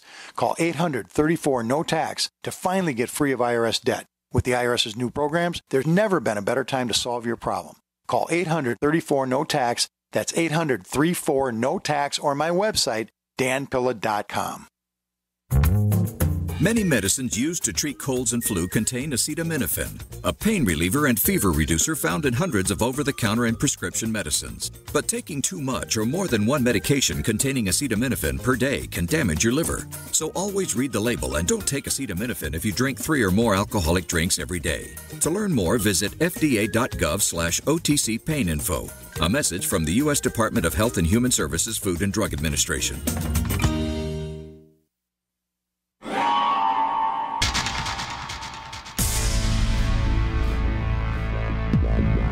Welcome back to the Paracast, the gold standard of paranormal radio.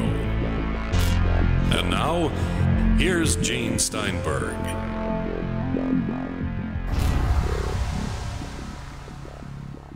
So Leslie Kean, let's go into that process a little bit further. So this is something that came naturally to them. But what is their process? Do they go into some kind of trance? Does it just happen?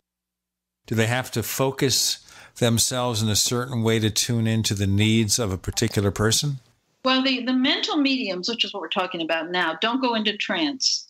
They're in full waking consciousness. And I think they all have their own process that they might go through right before a reading, where they sit quietly with themselves or tune in, or, they have their own little rituals that they do.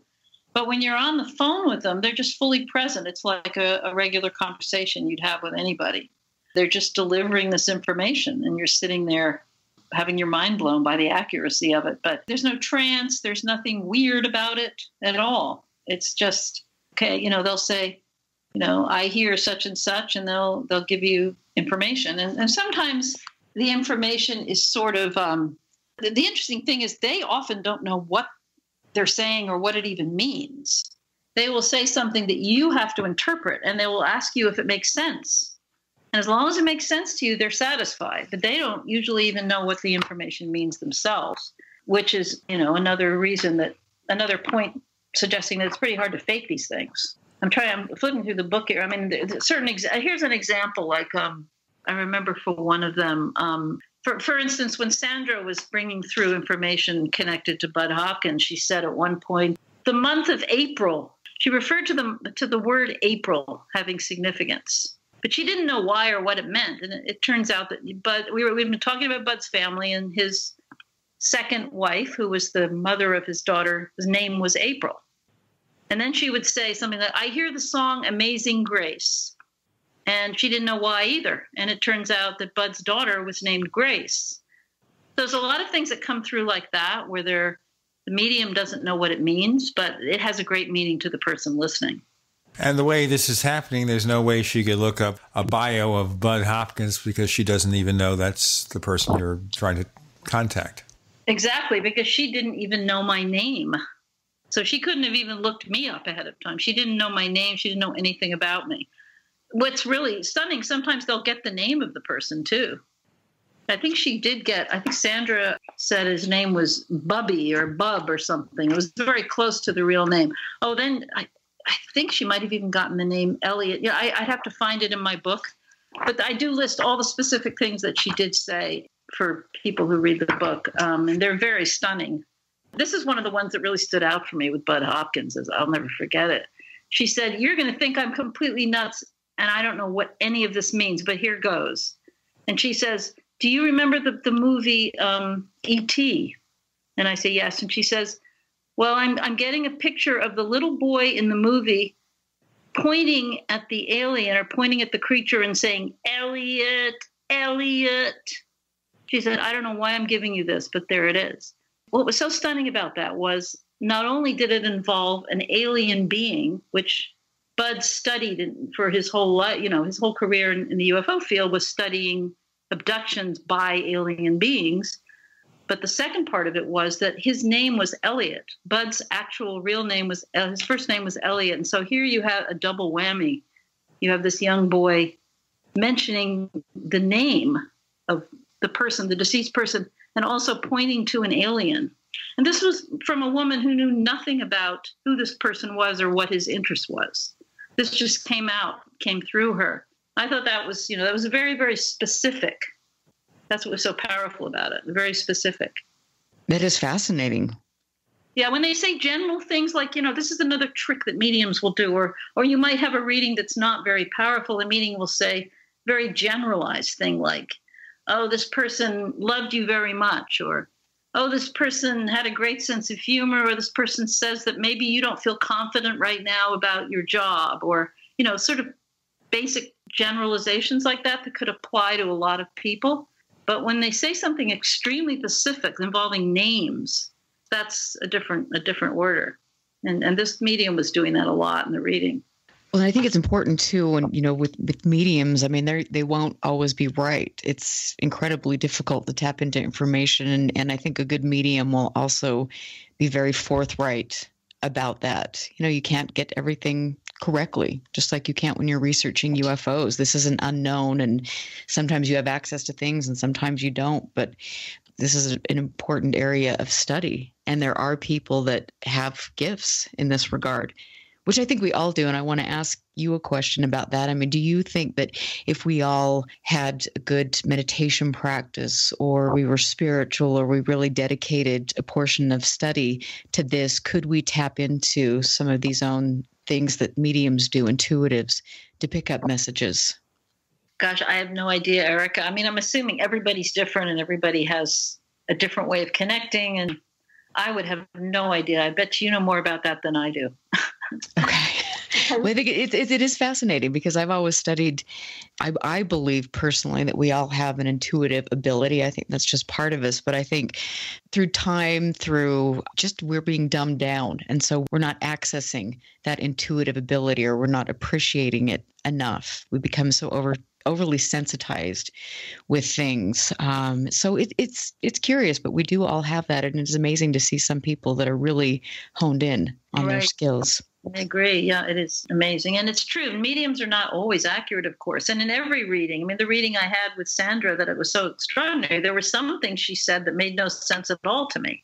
And their understanding of that is when that happens, what Sandra told me was she feels that it's because she's not properly interpreting what's being given to her. They have to sort of interpret. Sometimes they're just, she says it's like seeing colors or seeing images or hearing something, and they have to interpret it to a certain extent, or somehow, bring it forward in a way that connects with the sitter. And she feels like sometimes she isn't able to do that. And that's why some of the information doesn't come out accurately.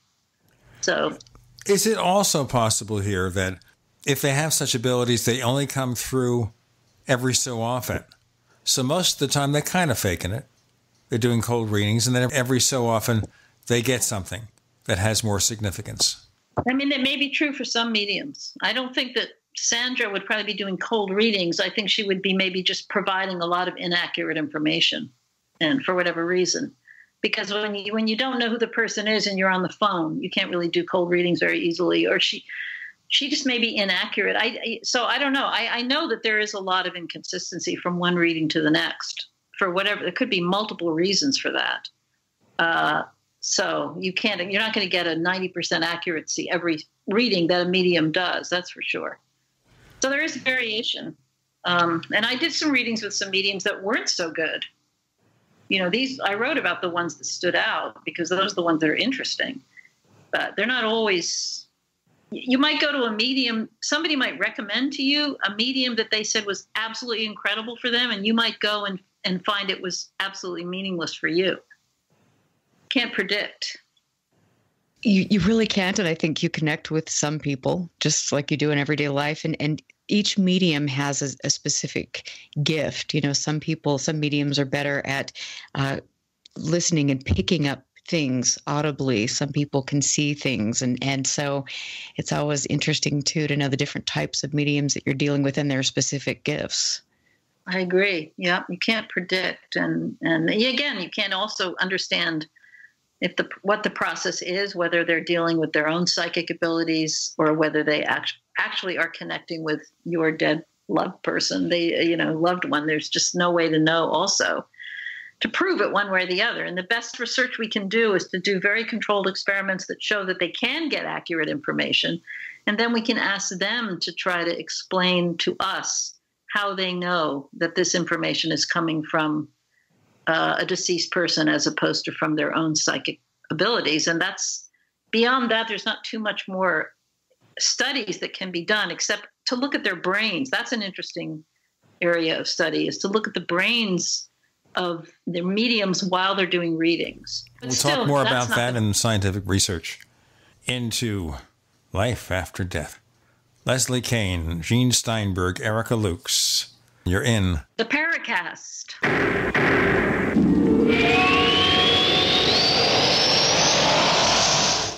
Neighbors, I want to tell you about my favorite graphics app. It's the award-winning Graphic Converter. Graphic Converter is the universal genius for photo editing on your Mac. Join over 1.5 million loyal users for this Swiss Army knife photo editing app.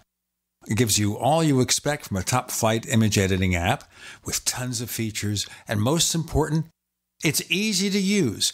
It's also far less expensive than that other app that you can only get by subscription. You know, the one I'm talking about. What's more, you can get 20% off with your order right now. So write this down to learn about Graphic Converter. Go to www.lemkesoft.de/Gene.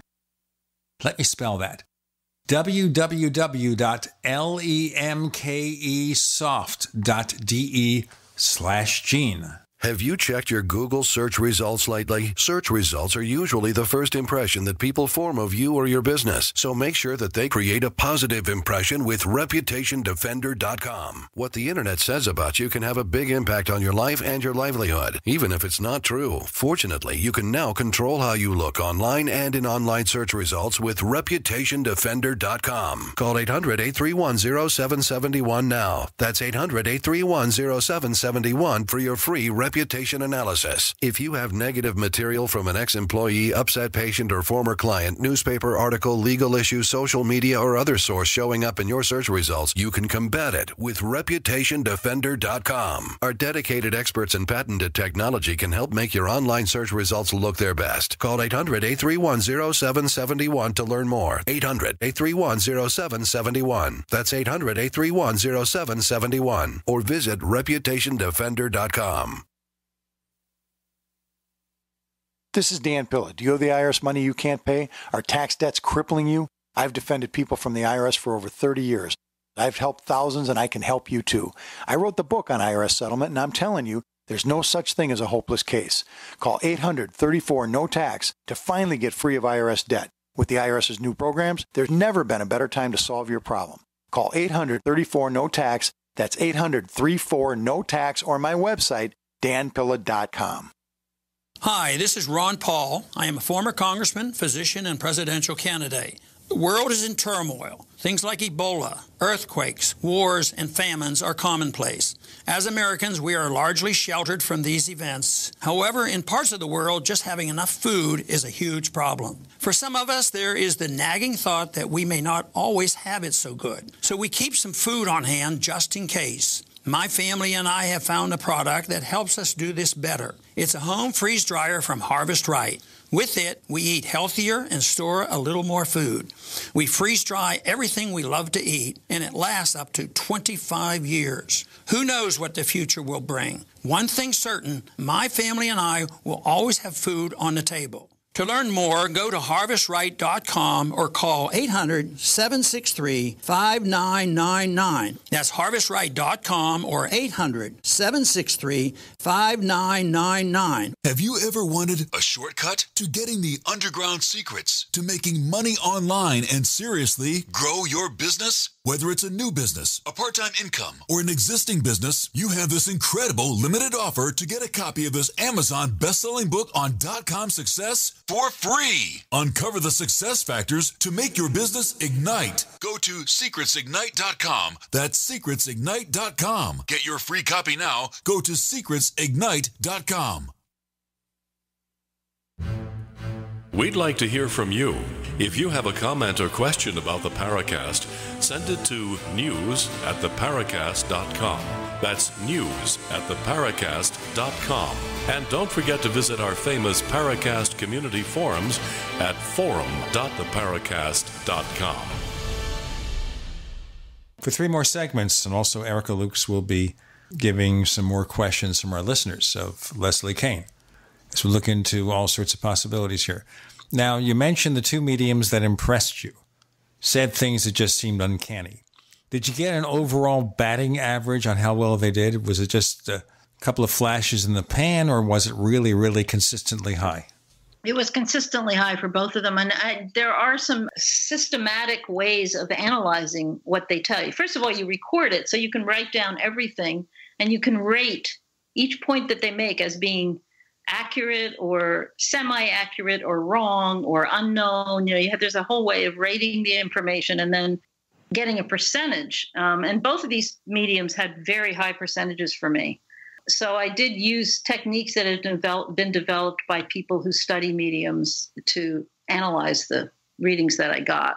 So they were, but that's not, as I said, that's not always the way it works. But I was fortunate enough to have 2 very outstanding readings where I'd say they were 85 to 95% accurate, which is very high.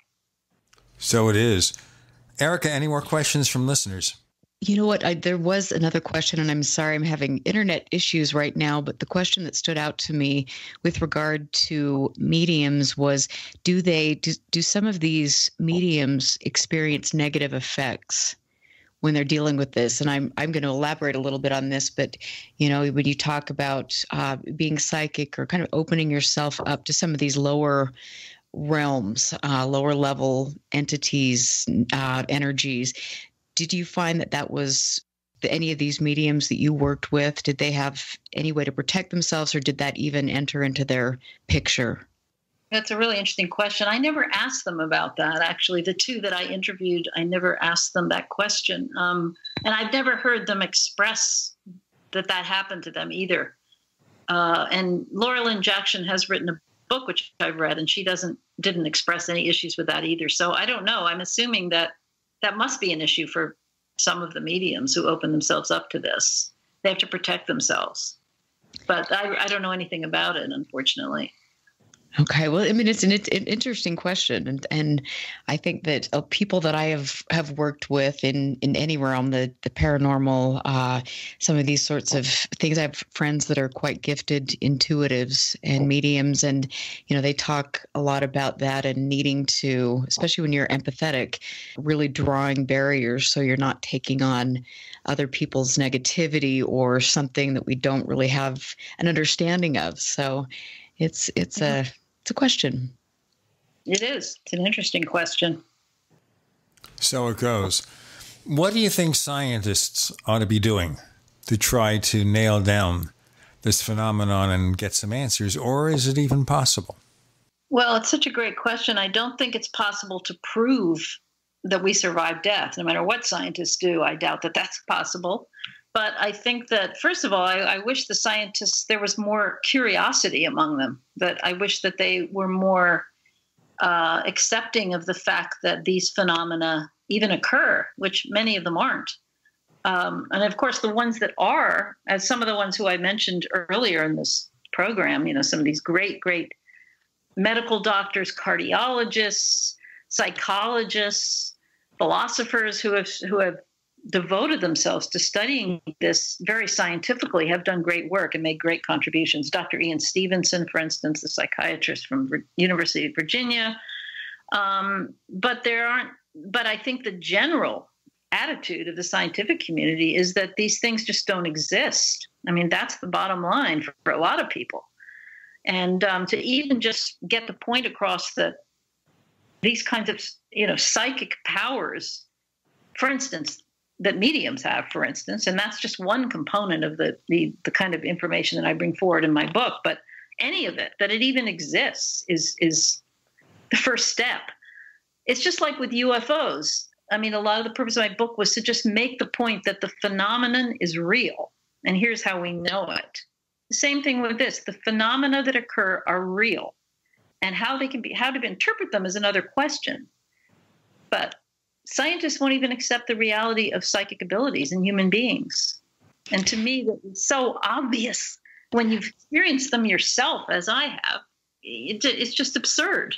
Well, and I think, too, you have to ask, you look at a really, truly gifted doctor, in the emergency room. I mean, a lot of times, yes, he has his training, but what really saves his life, and sometimes you'll hear a patient's life, is their ability to react in a split second and use their intuitive abilities to do what's needed. And so when you really press people and you ask the right questions, even somebody who might think that this is something to kind of laugh off has an experience in their lives. A lot of people that are in the emergency responders, I mean, they use intuition. We should all use intuition. And so then you just have to wonder how we can get that taken a little bit further and then get funding to do good research. And that's the $1 million question. How do we obtain funding? Yeah. I mean, and a lot of this stuff can't really be studied in the laboratory. That's part of the problem, too, because scientists like to take things into the laboratory and then repeat them. That's the scientific method. They have to be repeated and shown to be true. And for instance, physical mediumship, it's something that you just can't take a physical medium into a lab and say, perform. You know, they have to be in the right kind of environment with the right people and the right, et cetera, et cetera. And so this is another difficulty for people who do want to study this. The subject matter is not something that's cold and clinical. But that being said, if some of these scientists just themselves sat down with some of these mediums, I think they'd be hard-pressed to deny the reality of psychic abilities. I mean, that's such a basic thing. It's not to say, if they want to deny the reality of the afterlife, that's fine, but they still have to deal with the phenomena that actually take place. And these phenomena, if they're generated by human beings, are extraordinary. And so far, science doesn't accept them as real. Or do they? Because you look at Russell Targ and some of the work that has been done and commissioned by the government, and so there are people that do take it seriously. And I think that it has been studied in a controlled setting, but that's, of course, that's kind of compartmentalized. It's something that we won't necessarily have a lot of information about, but it has been done. So hopefully it will. It's been done by individuals like him. And yeah, they did studies on remote viewing and within the government. And they got some interesting material, but it just doesn't go far enough. No. It just doesn't. It hasn't broken through the barrier of contemporary thinking, about who people are and what they can do. I mean, it's something that's considered sort of on the fringe or, very, very considered with skepticism by the scientific community in general. I mean, it's not part of the integrated reality that science works with. And we'll do our break now. I should tell our listeners, Dr. Russell Targ was a guest on the Paracast on March 10th, 2013, so you could download the show and listen to it and make your own conclusions. We have Leslie Kean, Erica Lukes, Gene Steinberg. You're in the Paracast.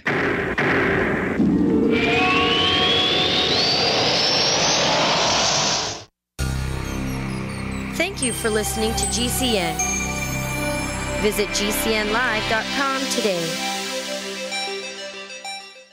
Hi, this is Ted Anderson. I'm here to tell you about GCNtelecare.com, a team of board-certified doctors assisting you 24 hours a day, 7 days a week, 365 days a year. Within 15 minutes of registration, care your family can afford. Revolutionizing the healthcare industry, virtual consulting providing diagnosis of non-emergency medical issues by phone or secure video on computer or smart mobile devices. GCNtelecare.com. Virtual care anywhere. The answer to being in control of your own healthcare is freedom from insurance. Become part of a group of self-pay patients that come together to share in each other's medical expenses. Individual share amounts begin at $107 a month and $347 for families. Choose from 3 health-sharing programs. Holistic treatments may be eligible for sharing. See guidelines. Discount programs available for dental, vision, and pharmacy. Go to libertyoncall.org. That's libertyoncall.org.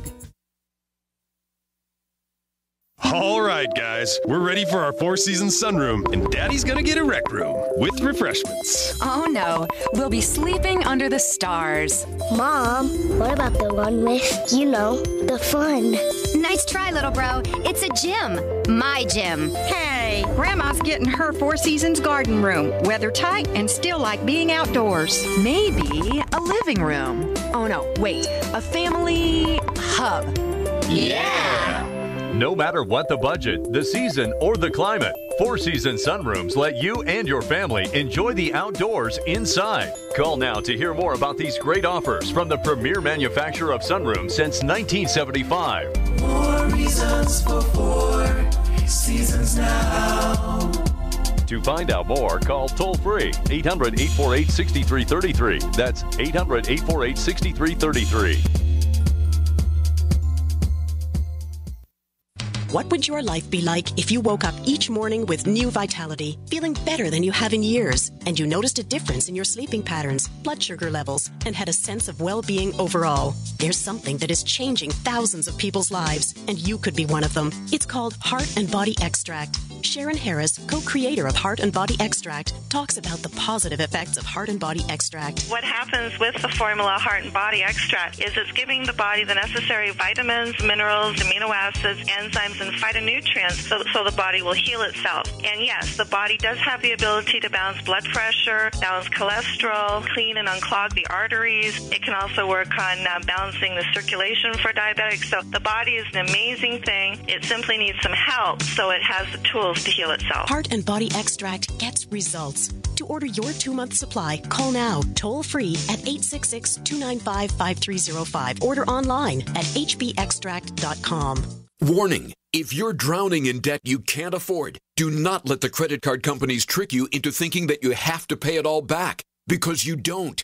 What the credit card companies don't want you to know is that there's actually a way to get debt-free without paying off your entire debt or going bankrupt. If you have $5,000 or more in credit card debt, you now have the right to settle that debt for a fraction of what you owe. For free information, call Credit Associates now. 1-800-958-9659. We'll even show you how much money you could save. If you can't afford to pay off all your debt, do not let the credit card companies trick you into thinking that you have to. Call Credit Associates now for free information on how to get debt-free faster than you ever thought possible without debt consolidation or bankruptcy. We depend on your success and offer a guarantee, so there's no risk. For free information, call now. 1-800-958-9659. That's 1-800-958-9659. 1-800-958-9659.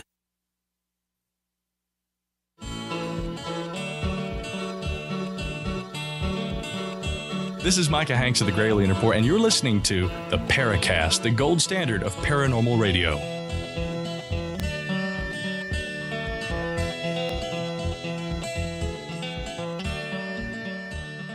Well, I'm not remote viewing anything now. The thing, Leslie Kean, that I've wondered about remote viewing is the precision is lacking. Even when experiments are done and they seem to show evidence of something going on, it's not consistent enough or of a high level of accuracy that you need, especially if you want to do remote spying. Yeah, I mean, I have to tell you, I didn't study remote viewing because it doesn't have anything to do with the question of whether we survive death or not. And I had to really restrict my focus when I was researching this book.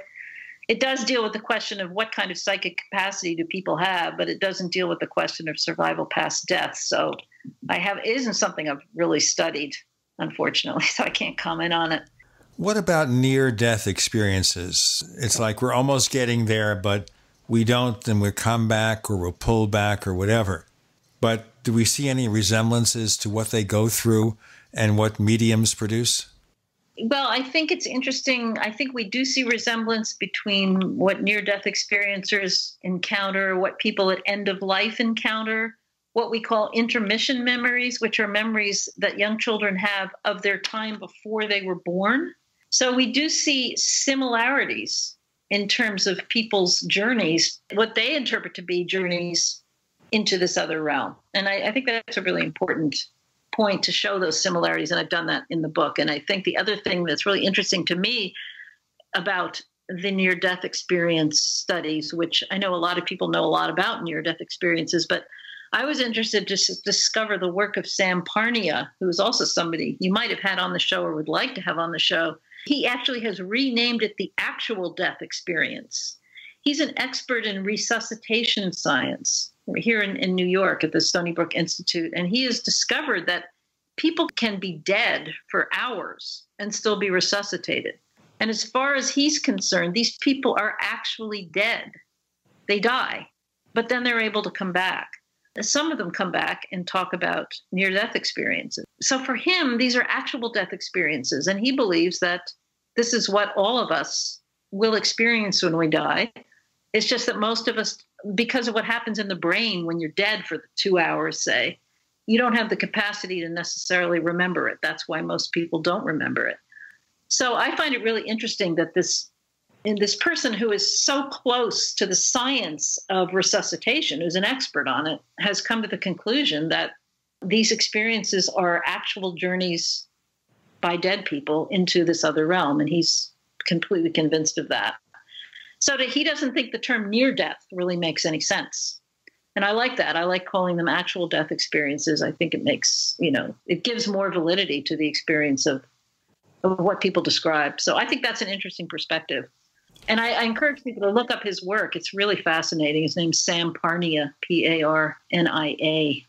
Or I guess you can call it a temporary death experience. Yeah, I guess that's true too. Yeah. The way he looks at it is they're not near death, they're dead. That's the way he looks at it.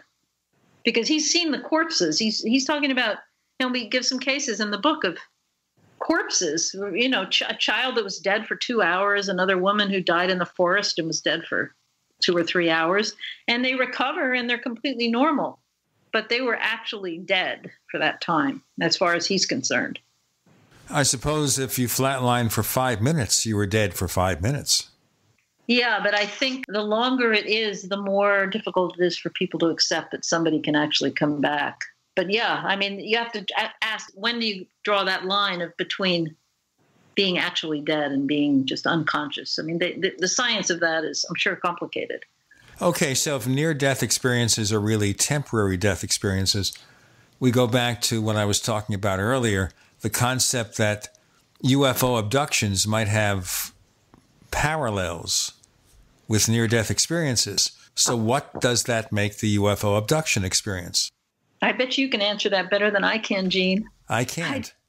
But that's the point. If it's similar, it means the same mechanism is affecting both. The person who had the abduction temporarily died?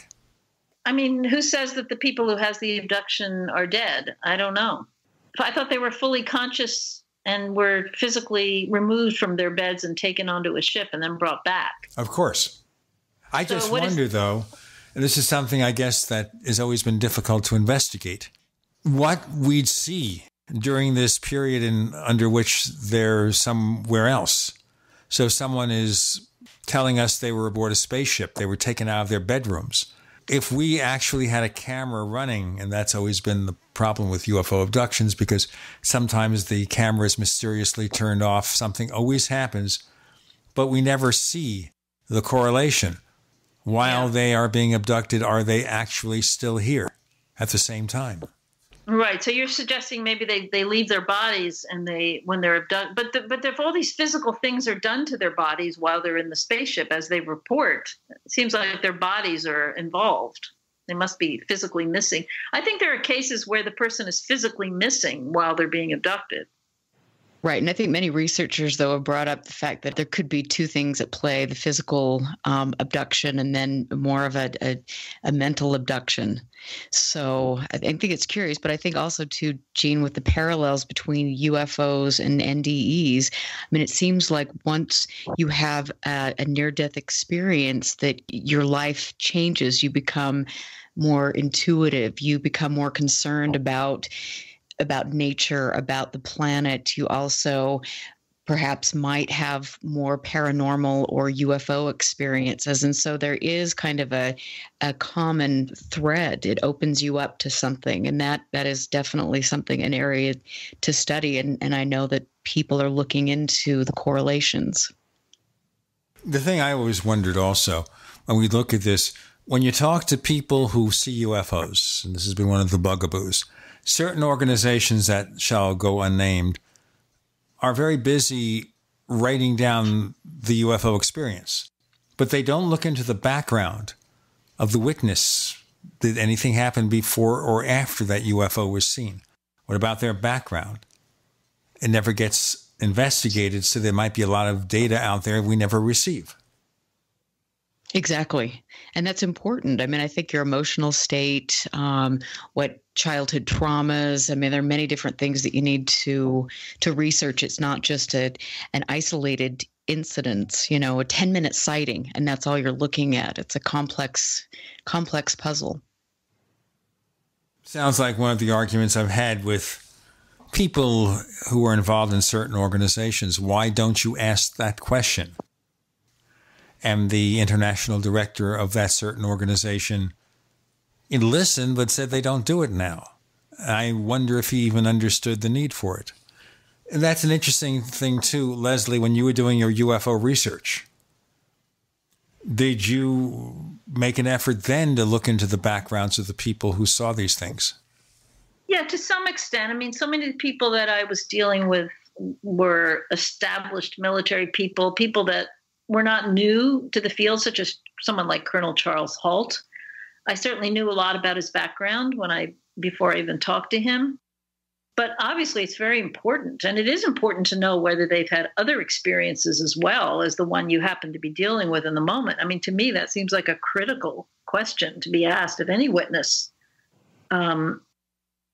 So I would think that would be important. And maybe the investigators you're talking about are afraid of somehow alienating, for lack of a better word, or distancing the witness or frightening the witness away by asking them a lot of questions that the witness may feel, oh my God, they're going to think I'm crazy or something. Maybe it's got to do with that. I don't know.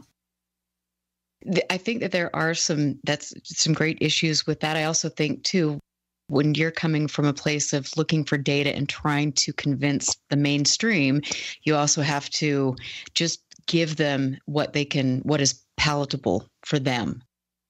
So perhaps that's another reason why we don't go much beyond the initial sighting. We got more to come. Final segment with Leslie Kean. Our guest co-host is Erica Lukes. You're in the Paracast.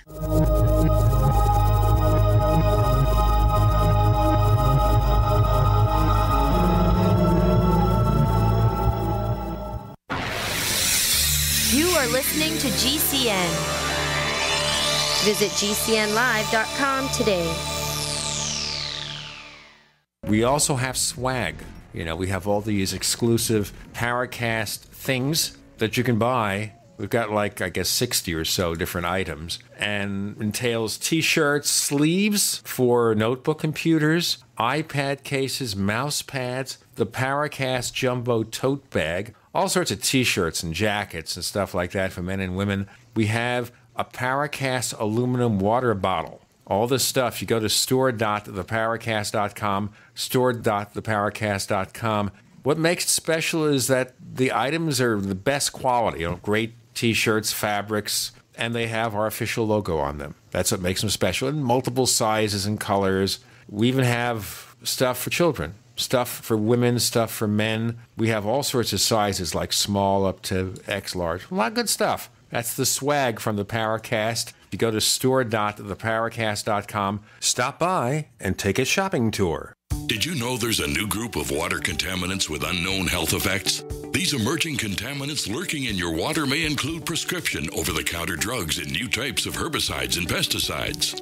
ProPure's improved Pro 1G 2.0 filter meets NSF 401 standards to help reduce these emerging contaminants. To find out more, visit your authorized ProPure dealer or ProPureUSA.com. That's ProPureUSA.com. Looking for that edge during those intimate moments? We see many ads for enhancement, but the side effects include death. At GCN Team, we should change the Healthy Body, Brain, and Heart Pack to the Healthy Libido Pack. The brain and heart are not the only organs that require a healthy vascular system. For proper blood flow at the right moment, go to GCNteam.com or call 877-878-4203. That's 877-878-4203. That's 877-878-4203. A lot can happen in 6 seconds. A rodeo ride, a dramatic basketball win, and the world record holder can solve a Rubik's Cube. 6 seconds is how long it takes for an 18-wheeler traveling at a safe speed to come to a complete stop. And in those 6 seconds, that truck will travel the length of 2 football fields. So please, give them room. Never cut in front of a large truck for any reason. Our roads, our responsibility. Learn more at sharetheroadsafely.gov.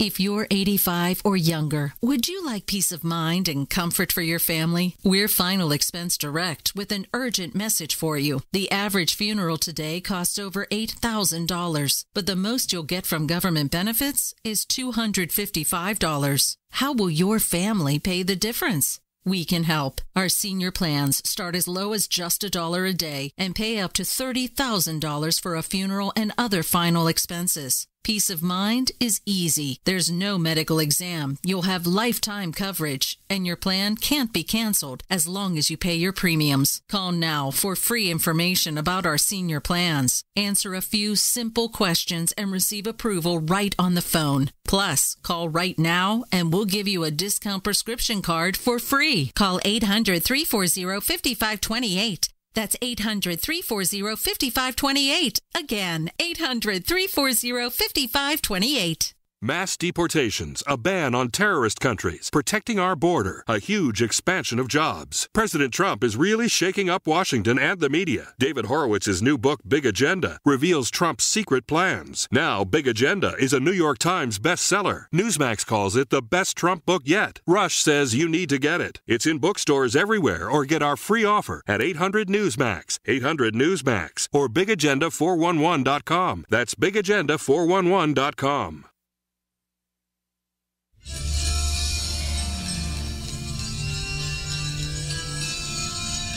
Hi, this is Bryce Abel. I'm the producer of Dark Skies, the co-author of AD After Disclosure, and you are listening to the Paracast, the gold standard of paranormal radio.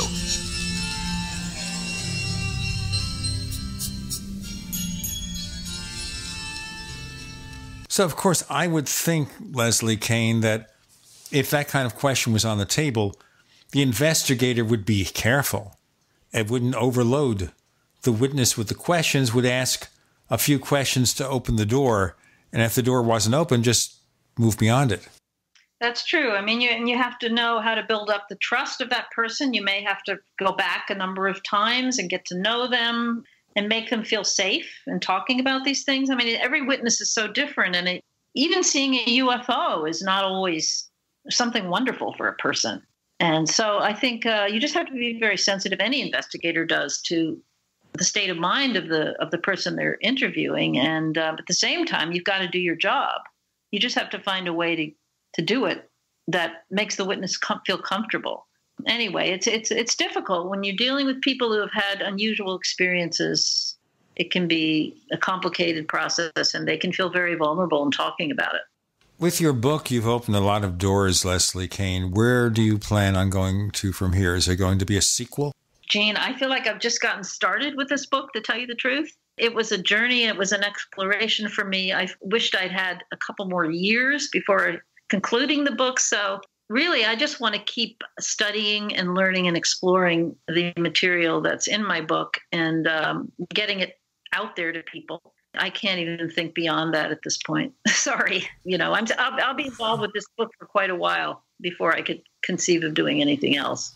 How did your life or expectations change from the point you started the book to the time that you submitted it to the publisher?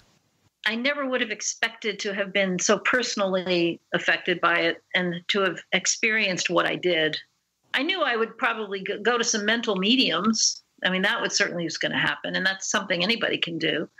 But I never expected that I would have such extraordinary experiences with physical mediumship or with after-death communications, which were both components of the book. So it turned out to be more of a personal journey than I might have expected, mixed in with the research. I mean, I'd say the research is certainly 4/5 of the book or 3/5 of the book. And it's very engaging. It's not dry or anything like that. So I'm very engaged with the whole thing. But that was the main thing that I didn't expect, I think, was how personal the whole thing would become and how personally involved I would become with these direct experiences that I never expected to have. It was like a gift was handed to me at the right time. The timing was perfect. Not that I was very unhappy to lose my brother, of course, but the fact that he died when I began researching this book, and then I had these experiences of connection with him, the timing of everything kind of worked out beautifully. It was just all very unexpected. And it's wonderful that you could have these profound personal experiences. I think sometimes, we try to get taken so seriously with science, and there's certain things that we just, I guess, have to understand are, like you say, personal experiences that can never be proven beyond a reasonable doubt, but you just cherish them as a beautiful experience for you. Exactly. And you have to interpret them in your own way as well and find your own meaning in them. which I did, but I've also been very analytical of them in the book and looked at the different ways they can be explained. That to me was also an interesting process. I feel kind of vulnerable, to tell you the truth, because I'm a journalist, and journalists don't usually talk about the kinds of things that happened to me in this book. I mean, they don't usually mix that in with research. And I feel like I've sort of taken a risk by doing that, but I also feel it makes for a more interesting book for people to read. And I hope that people understand I really am objective. They really can trust me. When I report on something that happened to me, I use the same standards of rigor and factual analysis and factual reporting that I use for everything else that I do. And I hope that people realize that they can trust me. I'm not making things up. That might allow them to be able to more easily accept these experiences as being real, just because of the nature of the way I approach things. So I'm hoping that might be a gift that I can give to people also. Erica, we have any unanswered questions in our question bank that we could look into before we let Leslie leave the building? We have this seatbelt that we kind of hold her in place when we do this. We try to make it comfortable. And we don't use Takata airbags. I haven't needed an airbag so far. Takata airbags, by the way, folks, is that brand that has made defective airbags in millions of cars. Right. And, of course, you never know because there's no big sign saying, your airbag is made by Takata, change it, or it may not go off when you have that accident. Yeah, you've got to ask. You've got to find out if you own a car. Well, they know by serial number. If they look up the serial number, they'll figure it out. Erica, any more questions? Oh, her internet is down. All right, so she sent me that, her smartphone. All right, let's just continue like she's still there. And we pretend that she's still there. And anyway, to continue what we're talking about here, and this is kind of change your life, do you think, it's a common image here. We don't want to be the negative person here. It's a common image here that the possibility of an afterlife is less credible than the possibility of UFOs. Has that in any way impacted you at all? Yeah, I mean, I would think that I would say it this way. I think the possibility of an afterlife is less credible than the physical phenomenon of UFOs, than the data, which is radar, witness, official documentation, the kind of data that I present in my book. But I think that the phenomena of the survival question are just as real as the UFOs are real. So the phenomena that occur in the seance room, the memories that children have, the near-death experiences, the actual things that happen are absolutely real. But like UFOs, it's the question of what they are and how you interpret them that is still open for debate. And that's true with the survival question. Do these things show that we survive death, or are they products of some kind of psychic ability that is so sophisticated that we have no idea what it's about? It's limitless. All the theories that have been proposed to explain it. So I think in both cases, we have phenomena that we know are real, but it's the interpretation of them that is still the question that's hard to resolve. And that applies to the question of survival as well. But I also feel that the data, the stories and the information I present in my book is highly suggestive of the reality of survival after death, highly suggestive that this could be real. And people can make up their own minds, just like the UFO phenomenon certainly suggests an extraterrestrial visitor. So to me, they're sort of comparable in that way. I hope that makes sense.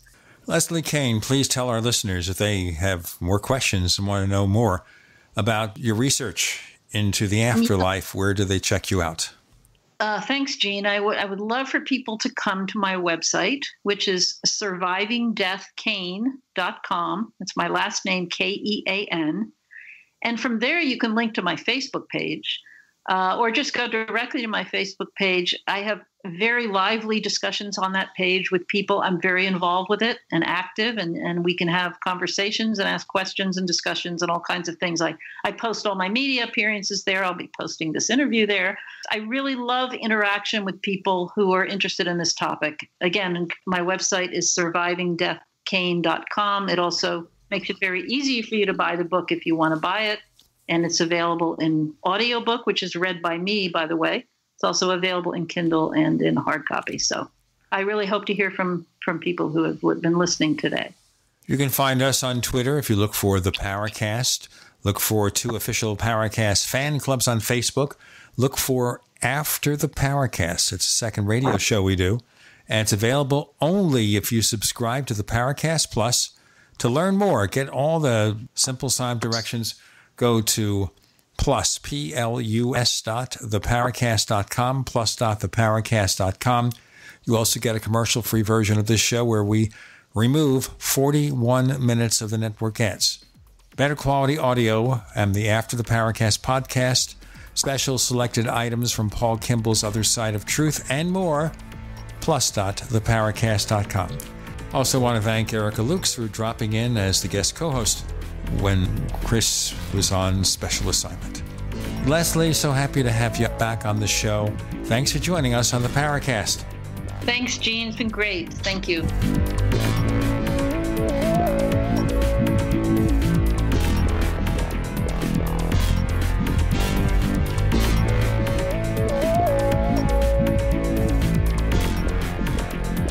The Paracast, featuring Gene Steinberg and Christopher O'Brien, is a copyrighted presentation of Making the Impossible, Incorporated.